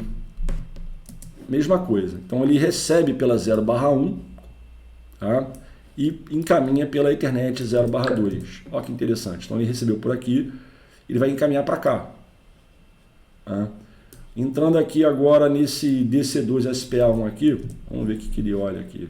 Esse camarada está aqui. Ele recebe pela 0/2 e encaminha para a operadora, que não participa do tráfego multicast, no sentido de que não roda protocolo, não tem vizinhança de PIN, não tem nada. Tá? A vizinhança de PIN é direta entre esse equipamento e a corretora. Tá? Aqui. E a corretora. Isso caiu aqui, provavelmente código de processamento. Tá? Depois eu vou olhar isso aqui. E manda para a corretora. Tá? Aqui, por aqui. Legal? Aqui no CPE Switch que a gente vai ultimamente conferir. Então ele está mandando por aqui. Vamos lá no CPE Switch. 2 aqui, obviamente. Show IPM Routes. Ou seja, ele está recebendo pela VLAN 20 e mandando para a VLAN 100. Tá? Esse é o setup. Então o tráfego desce aqui. Aqui dentro da operadora, tá? E daqui vai por aqui. Aqui por dentro da operadora, por ser totalmente transparente, você não sabe aonde o tráfego está percorrendo aqui. Por que você não sabe? Porque isso aqui é um overlay. Né? O tráfego multicast ele flui pelo overlay. Pelo underlay, aí é o roteamento interno da operadora, juntamente com o MPLS e outras coisas, que vai se encarregar de fazer essa distribuição. Lembrando que eu não estou rodando protocolos de roteamento unicast ou multicast entre corretor e operadora ou entre distribuidor e operadora. Está totalmente agnóstico, porque isso aqui é um ambiente, novamente, transparente. Então esse é o trajeto que o tráfego está pegando. Ele pode estar vindo por aqui, né? Ou ele pode estar dando uma volta por aqui, ou pode estar indo, inclusive, direto por aqui. Tá? Isso aqui é uma coisa que a gente tem que olhar dentro da operadora, que inclusive não roda nenhum protocolo com nenhum dos clientes. Então está aqui a demonstração do multicache. Eu posso até fazer um teste melhor, né, um teste mais elaborado. Eu vou fazer o seguinte, nota que está comendo solto, né? Deixa eu voltar aqui. O source está mandando e o cliente está recebendo. Se o cliente ele parar aqui, ó, dar um Ctrl C, ele para de receber o tráfego. Tá? Parou. O servidor continua mandando. Você vai ver que aqui ele mandou uma mensagem de GMP, tá? Que é um membership query. Na verdade o router mandou. Tem uma outra antes então que foi aqui. Tá? O cliente falou assim, ó, eu estou indo embora, leave group, eu estou indo embora, não quero mais receber tráfego desse grupo 239.1.1.1, eu não quero mais. Aí o router pergunta, né, ó, tem mais alguém que quer? Porque eu vou cortar o tráfego multicache que eu estou recebendo para esse grupo. Então, se mais ninguém na Veloncem manifestar interesse, ele vai encerrar, de fato, vai podar aquele tráfego multicache. Tá? Então, o primeiro router fez isso, e depois, né, viu que não tem mais ninguém e ultimamente parou de mandar o tráfego multicache para lá. Tá? Se eu for voltar lá no switch 2 e fizer isso aqui, ó, você vê que eu não tenho mais informação de clientes interessados em receber tráfego para esse grupo. Se eu for no CPE1 aqui, a mesma coisa. Também não tenho nada. Vamos ver a parte de rotas aqui então, no mRoute. Ele até ainda possui, com o tempo isso aqui vai sumir, ele até possui informação de grupo e de fonte grupo, no entanto, é null, ele não está passando adiante. Se eu for, por exemplo, no outro CPE, vai ser a mesma coisa, a informação é null. Se eu for nos data centers, por exemplo, esse primário aqui, secundário, desculpa, que dá um show mRoute, ele também não está mandando para ninguém. Tanto esse equipamento quanto esse equipamento. Null, interface null. Inclusive, se eu for perto do source, vamos olhar então aqui perto do source, que seria onde tudo começou, né? Aqui, vamos olhar no DC2 aqui, ver que não tem para ninguém, e no DC1, que até então encaminhava, né? Onde tudo escoava pela rede, ele também não está mandando para ninguém. Então, ou seja, os roteadores conhecem a rota, mas ninguém está mandando. O tráfego voltou a morrer aqui. O tráfego chega aqui e por aqui ele para. O router DC1, SPA1 só vai mandar adiante, quando, por exemplo, eu testei no cliente 1, né, gente, mas acabou que era o cliente 2 que estava desenhando aqui, enfim, mil desculpas. Mas o tráfego vai morrer aqui.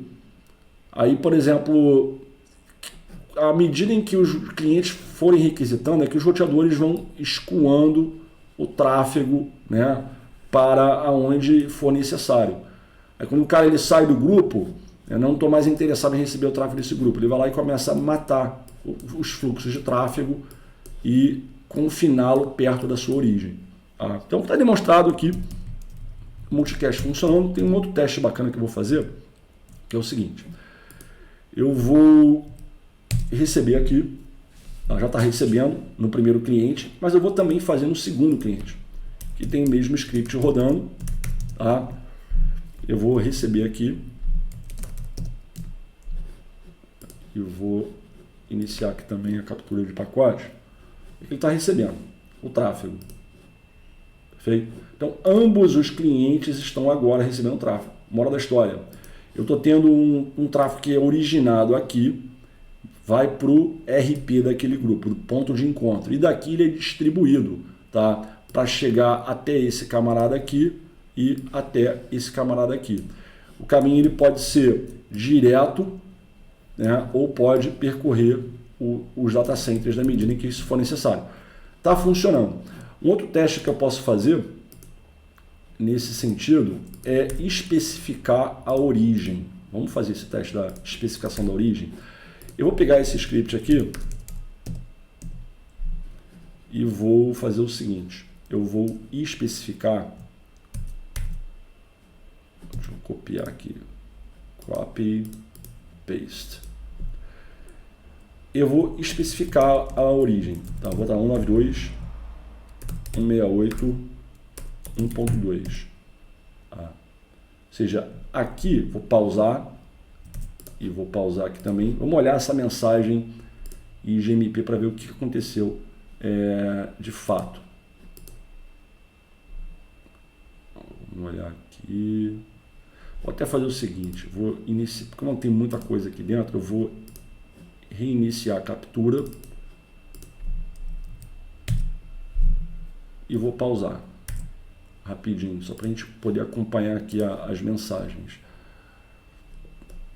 Ou seja, aqui quando ele fez o IGMP, o cliente, ele fez aqui o Membership Report, tá? Mas a aplicação, ela já pelo menos informa de qual servidor ele está interessado em receber. Como aqui dentro, como aqui dentro eu estou informando qual que é o source, vamos fazer um teste bacana. Esse camarada aqui tem o IP de 192.168.1.6. Tá? O 1.2 está mandando, e agora eu vou mandar também a partir do 1.6. Lá no cliente, eu vou fazer o seguinte, eu vou receber do grupo sem especificar a fonte. Você vai ver o que vai acontecer. Vou botar aqui para ele. Aliás, deixa eu cancelar aqui. E refazer o teste. Tá? Beleza. Então ele se conecta simultaneamente aqui, está bem claro. Ele conseguiu localizar as fontes de 2 e 6 para esse mesmo grupo, 239.1.1.1.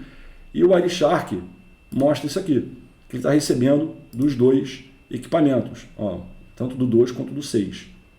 Certo? Agora eu vou fazer o seguinte, eu vou deixar as fontes mandando simultaneamente para aquele grupo, só que no cliente eu vou especificar de qual fonte eu quero receber. Eu quero receber do 2. Então ele conecta apenas no 2 aqui. E no Wireshark tu vê que ele só aceita, daqui a pouco o 6. Na verdade o 6 está vindo aqui também por um motivo. Eu desabilitei o IGMP Snooping. Tá? A aplicação ela só está consumindo dados desse servidor 2 aqui. Mas o Wireshark está pegando pacotes também do 6 para demonstrar uma outra coisa para vocês. O IGMP Snooping ele foi desabilitado aqui para demonstrar o que acontece dentro de uma VLAN quando você não faz efetivamente esse trabalho. Então você vê que o meu Snooping ele está desabilitado.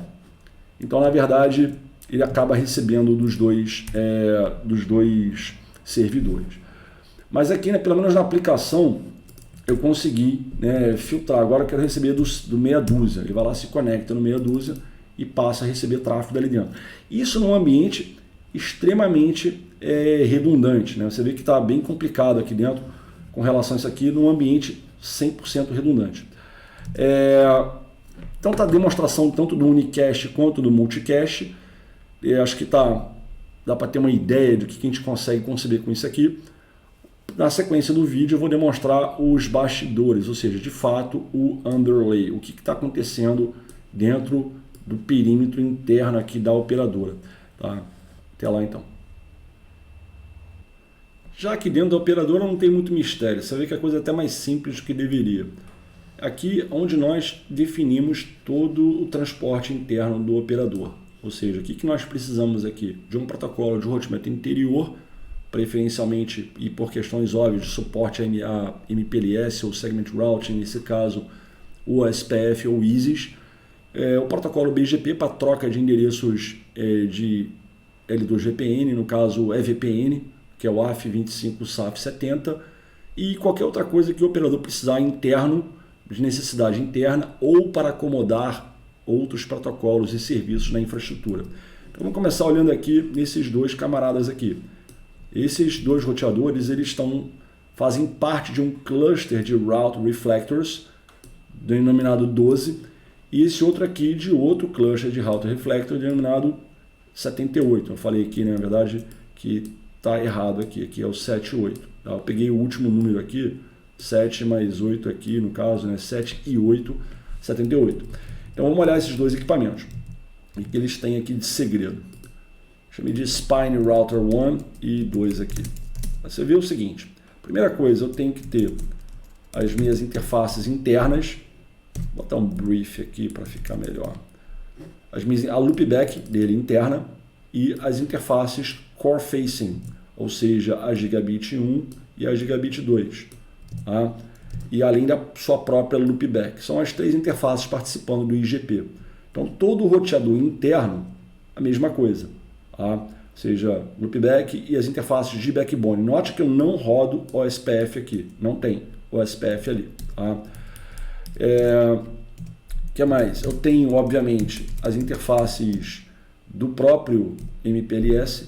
O próximo cenário vai ser o Segment Route. Por enquanto, fazendo clássico aqui em cima de LDP. Ou seja, as interfaces Core Facing, as mesmas Gigabit 2 e 1 aqui, com MPLS habilitado. E o TE também está habilitado, porque vai que aqui dentro eu queira manipular o tráfego a meu gosto. Então, vamos olhar essas. Primeiro o SPF. Está aqui minhas 2 vizinhanças, pela Gigabit 2 e pela Gigabit 1, ou seja, ele tem uma vizinhança aqui e outra vizinhança aqui.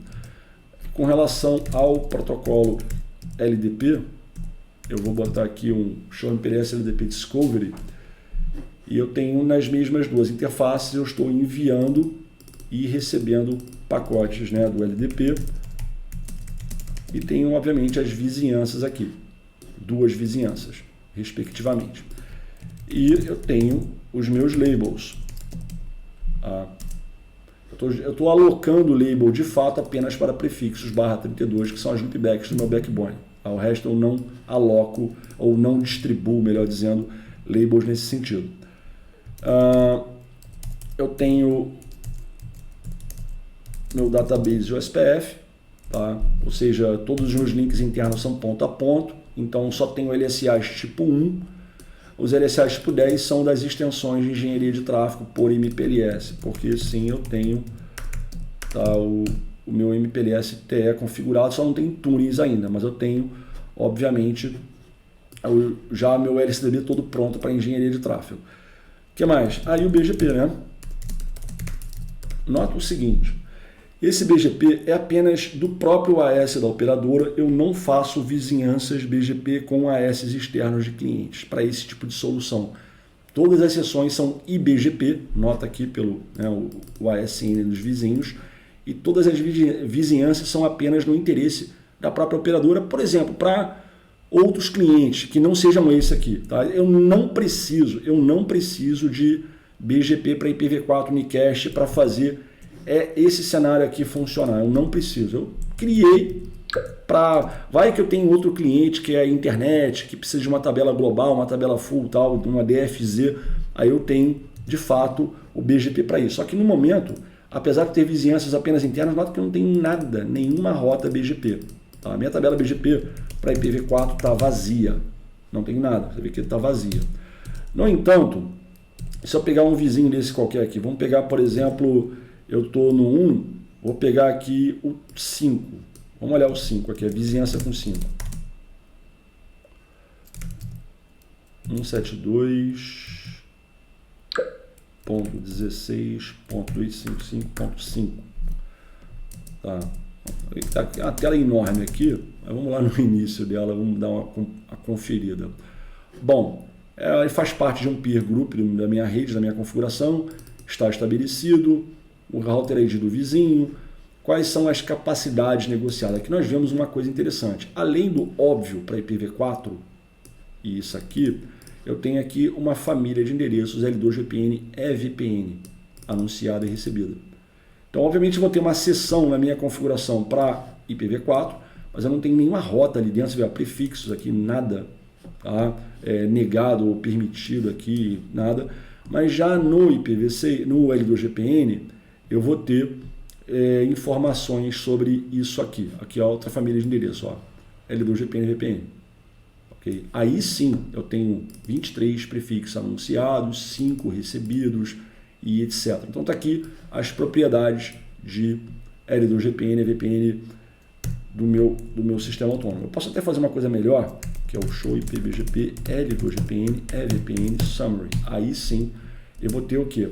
Os meus roteadores do meu AS como operadora, como está a situação deles com relação a essa família de endereços L2VPN e VPN. Então aqui tem a quantidade de prefixos que foram trocados para essa, não nem prefixos, para esses NLRIs, Network Layer Reachability Information, no caso de EVPN.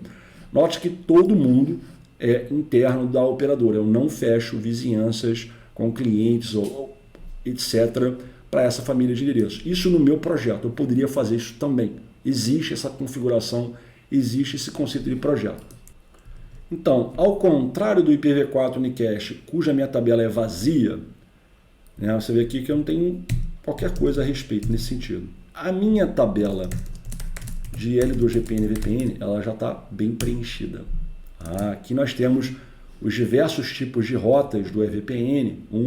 Eu tenho rotas tipo 1, tenho rotas tipo 2, rotas tipo 3 e rotas tipo 4 aqui no meu projeto.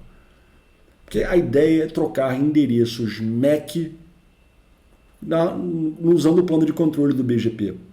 Essa é uma grande diferença do BGP EVPN, ao contrário do VPLS, onde eu vou ter um pseudo-wire, um PW, uma seção, por exemplo, na implementação Martini, uma seção BGP direcionada, e a troca de endereços nas arquiteturas L2GPN tradicionais ocorre no plano de dados, a exemplo que acontecem com switches tradicionais.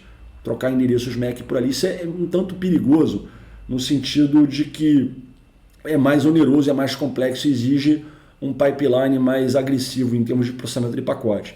Quando eu tiro essa missão do silício e migro ela para o BGP, eu tenho maior escala, eu tenho mais facilidades e consigo lidar com situações das quais eu não conseguiria usando, por exemplo, um VPLS, que é o exemplo de MAC duplicado, flip-flop de endereço MAC, pacote duplicado e outras questões, podendo inclusive relacionar aqui a situação envolvendo loop. Então, eu especializo o protocolo BGP para essa família de endereços. Eu vou fazer troca de endereços MAC através do BGP, eu consigo desacoplar o plano de controle do plano de dados mais aprofundadamente, mais efetivamente. Então aqui eu tenho os meus vizinhos de L2GPN e VPN, que são os mesmos routers. Aqui é um multi-address family. Eu estou rodando IPv4 e L2GPN ao mesmo tempo entre os meus roteadores internos. Mas eu posso pegar, por exemplo, esse 5 aqui que eu estava demonstrando ele.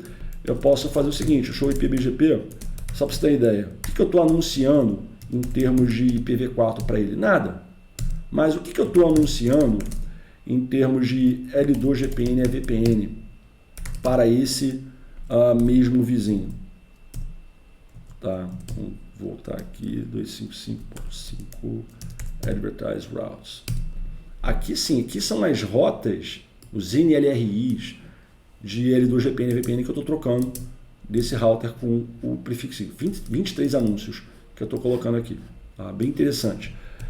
Assim como o que eu recebi desse camarada aqui. Tá?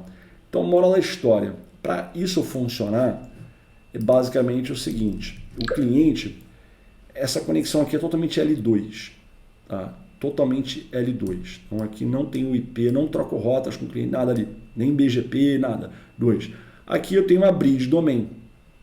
Nessa bridge domain eu defino o L2GPN e VPN como serviço para ela também. Além do circuito local, que é o Flexible VLAN Tagging ou Ethernet Flow Point, depende da nomenclatura do fabricante, eu vou conectar essa instância de serviço Ethernet aqui com o meu serviço de EVPN e vou transportar a troca de endereços MAC dentro dessa bridge domain usando o meu BGP. Então o BGP é usado para essa AF/SAF aqui. Isso aqui é bem bacana. Vamos dar uma olhada aqui, por exemplo, no próprio cliente então. Vamos ver como é que ficou. Você vê que eu não tenho, tá, exemplo, aqui eu falaria do meu Unicast. Eu tenho alguma coisa com isso aqui? Não tem, ele não roda. Ou seja, esse serviço é totalmente transparente para o cliente não tem conhecimento disso aqui. Isso é uma coisa interna da operadora. Tudo que o cliente tem que fazer é encaminhar tráfego L2 para cá, na VLAN 10, e aqui na VLAN 20, obviamente. É tudo isso que o cliente tem que fazer. Eu vou receber esse tráfego numa bridge domain, na operadora, tanto aqui quanto aqui, que inclusive é a mesma bridge domain, na verdade, e aqui idem, né? E daqui eu vou usar o BGP para transportar esses endereços.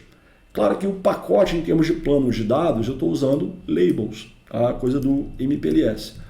Então, você vê que o cliente não tem nada a ver com isso. O que tem a ver é o seguinte, é o Spine Router da operadora e o Leaf Router que está aqui. Vamos dar uma olhada nele aqui. Então aqui eu tenho, de fato, detalhe, aqui é um cluster de Router Reflectors. Então eu não preciso fazer um full mesh aqui dentro, e muito menos full mesh em todo o AS da operadora. Esse roteador fecha duas vizinhanças, uma para cá, IBGP, e outra para cá, IBGP, nessa família de endereços de L2 VPN e VPN. Por isso que ele só mostra aqui dois vizinhos. Tá? Vamos pegar, por exemplo, a primeira vizinhança dele, 172.16.255, e vamos ver o que ele anuncia para lá. Os endereços MAC referentes a tudo que ele aprendeu vindo por aqui, em termos de endereços MAC. A mesma coisa aconteceria nesse Leaf Switch 2, a mesma proposta. Então ele tem as vizinhanças lá com DCSPA 1 e 2, e o que ele está mandando, por exemplo,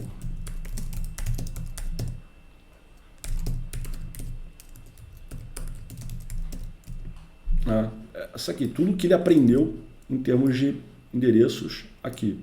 Ele vai anunciar isso por BGP para cá. É isso que está acontecendo. Inclusive, quais rotas ele recebe lá efetivamente vindo do 1 e do 2. Então aqui são as rotas, ou os NLRIs de 8 nesse caso, de L2 VPN e VPN.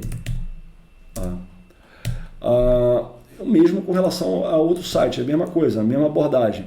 Uma coisa interessante aqui também é o seguinte, eu tenho esses roteadores aqui, eles atuam puramente como roteadores de backbone, eles não precisam de BGP, ele é um P-Router, ele roda apenas o SPF, o LDP, ou no caso o Segment Routing, que ainda não foi colocado, mas será colocado, e a engenharia de tráfego para MPLS. No caso do MPLS tradicional vai ser o RSVP-TE, no caso do Segment Routing seria o SRTE com TILFA. Então, esse cara aqui não tem nem BGP, não roda nada. A gente pode ir num P-Router aqui desse qualquer, vamos pegar ele aqui e ver o que ele tem. Tem BGP? Não tem nem BGP, não está nem ativo. Né? Deixa eu ver, tem BGP. Não tem BGP. O que ele tem de fato é o SPF rodando, ele tem o LDP rodando, consequentemente ele tem uma LFIB aqui dentro. Você vê que não tem, só tem coisas de interesse, né, do próprio operador, não tem nada externo aqui. E tem também, obviamente, as extensões de engenharia de tráfego já, enfim, definidas aqui, que são os LSAs tipo 10. É tudo o que o P-Router vai fazer. Já a borda aqui, que seria o Spine e esse Leaf aqui embaixo, esses dois, eles têm, além do SPF, do MPLS, do MPLS-TE, tem o L2 VPN com o BGP, ou seja, a solução BGP é VPN. Para finalizarmos aqui, o que a gente pode fazer, indo no Spine, 1 ou 2, tanto faz, pode rodar o seguinte, vou limpar a tela aqui para diminuir o lixo. Novamente, ele tem lá as vizinhanças para essa família de endereço. Uma coisa interessante, ambos, esse cluster todo aqui, 12, esses dois roteadores possuem vizinhança com esse outro cluster aqui, dessa forma que eu estou desenhando agora. Tá? E daqui também para cá, para cá. É como eu fiz. Eu poderia ter feito um MPLS unificado, separar os domínios IGP e trocar labels por BGP nesses domínios. Eu poderia ter partido para essa linha de projeto também, mas o que seria um MPLS unificado?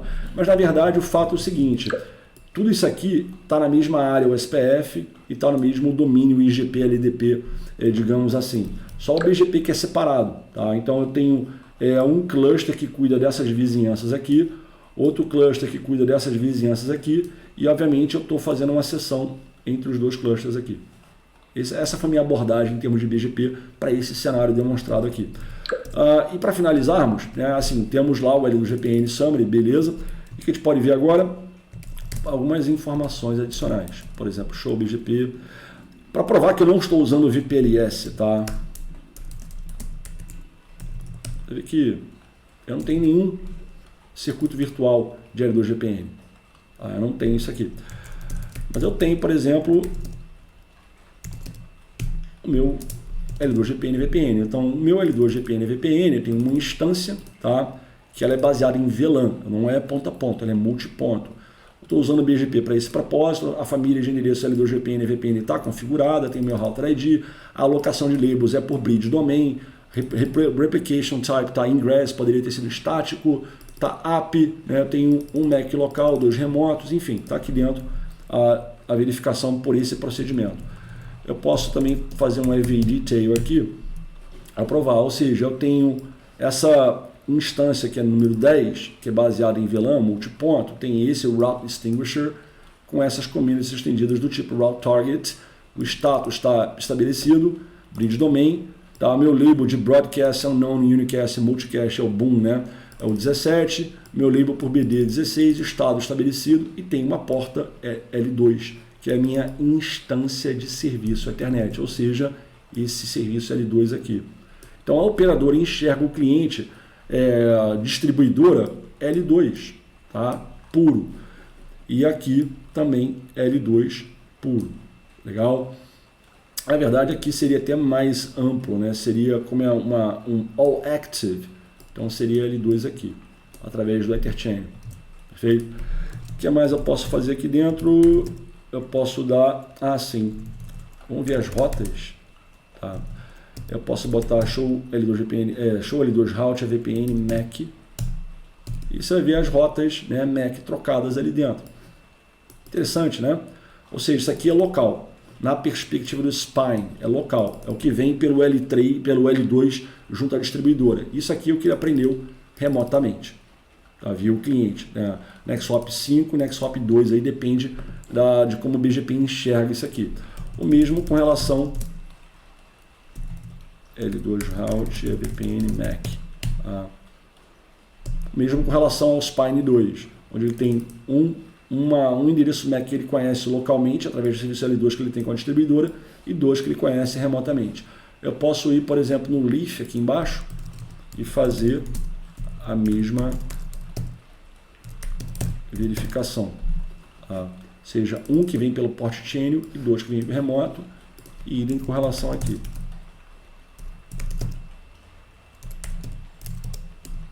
Perfeito? Esse output aqui ele mostra muita coisa bacana, tá? Depende da plataforma, depende do equipamento, tá? Alguns equipamentos vão mostrar mais informações, por exemplo, o L2GPN e VPN principalmente. Ele tem muitos equipamentos possuem, né, outras capacidades. E aqui as capacidades, inclusive, que são suportadas por esse software aqui, desse roteador. O que é suportado? VLAN Aware, VLAN Bundle, VLAN Based. Tipo, isso aqui não é suportado. Replicação ponto multiponto. Depende muito do suporte de cada fabricante. Por exemplo, esse equipamento aqui não suporta VXLAN, mas outros suportam, tá? Ou seja, meu data plane ele pode ser VXLAN com EVPN. Eu sei que no meu projeto não vai funcionar, porque ele não é suportado. Tá? Enfim, essa foi uma demonstração. Espero que você tenha curtido. Não é uma aula, não é um curso, não é um treinamento, não tem assim a dinâmica de, não, vou passar uma instrução. Isso aqui tem um bate-papo e eu demonstrando uma coisa que eu acho que o profissional moderno de infraestrutura de redes, profissional de telecom, profissional de TI, de telecom, ele precisa conhecer novas modalidades de conceber cenários mais flexíveis, mais elásticos e exigindo menos complexidade no ponto de vista operacional. Espero que você tenha curtido e siga acompanhando que muita coisa nova, 2021 está chegando, né? Já chegou na verdade, e tem muita coisa nova que eu quero mostrar para vocês. Um grande abraço e até o próximo vídeo.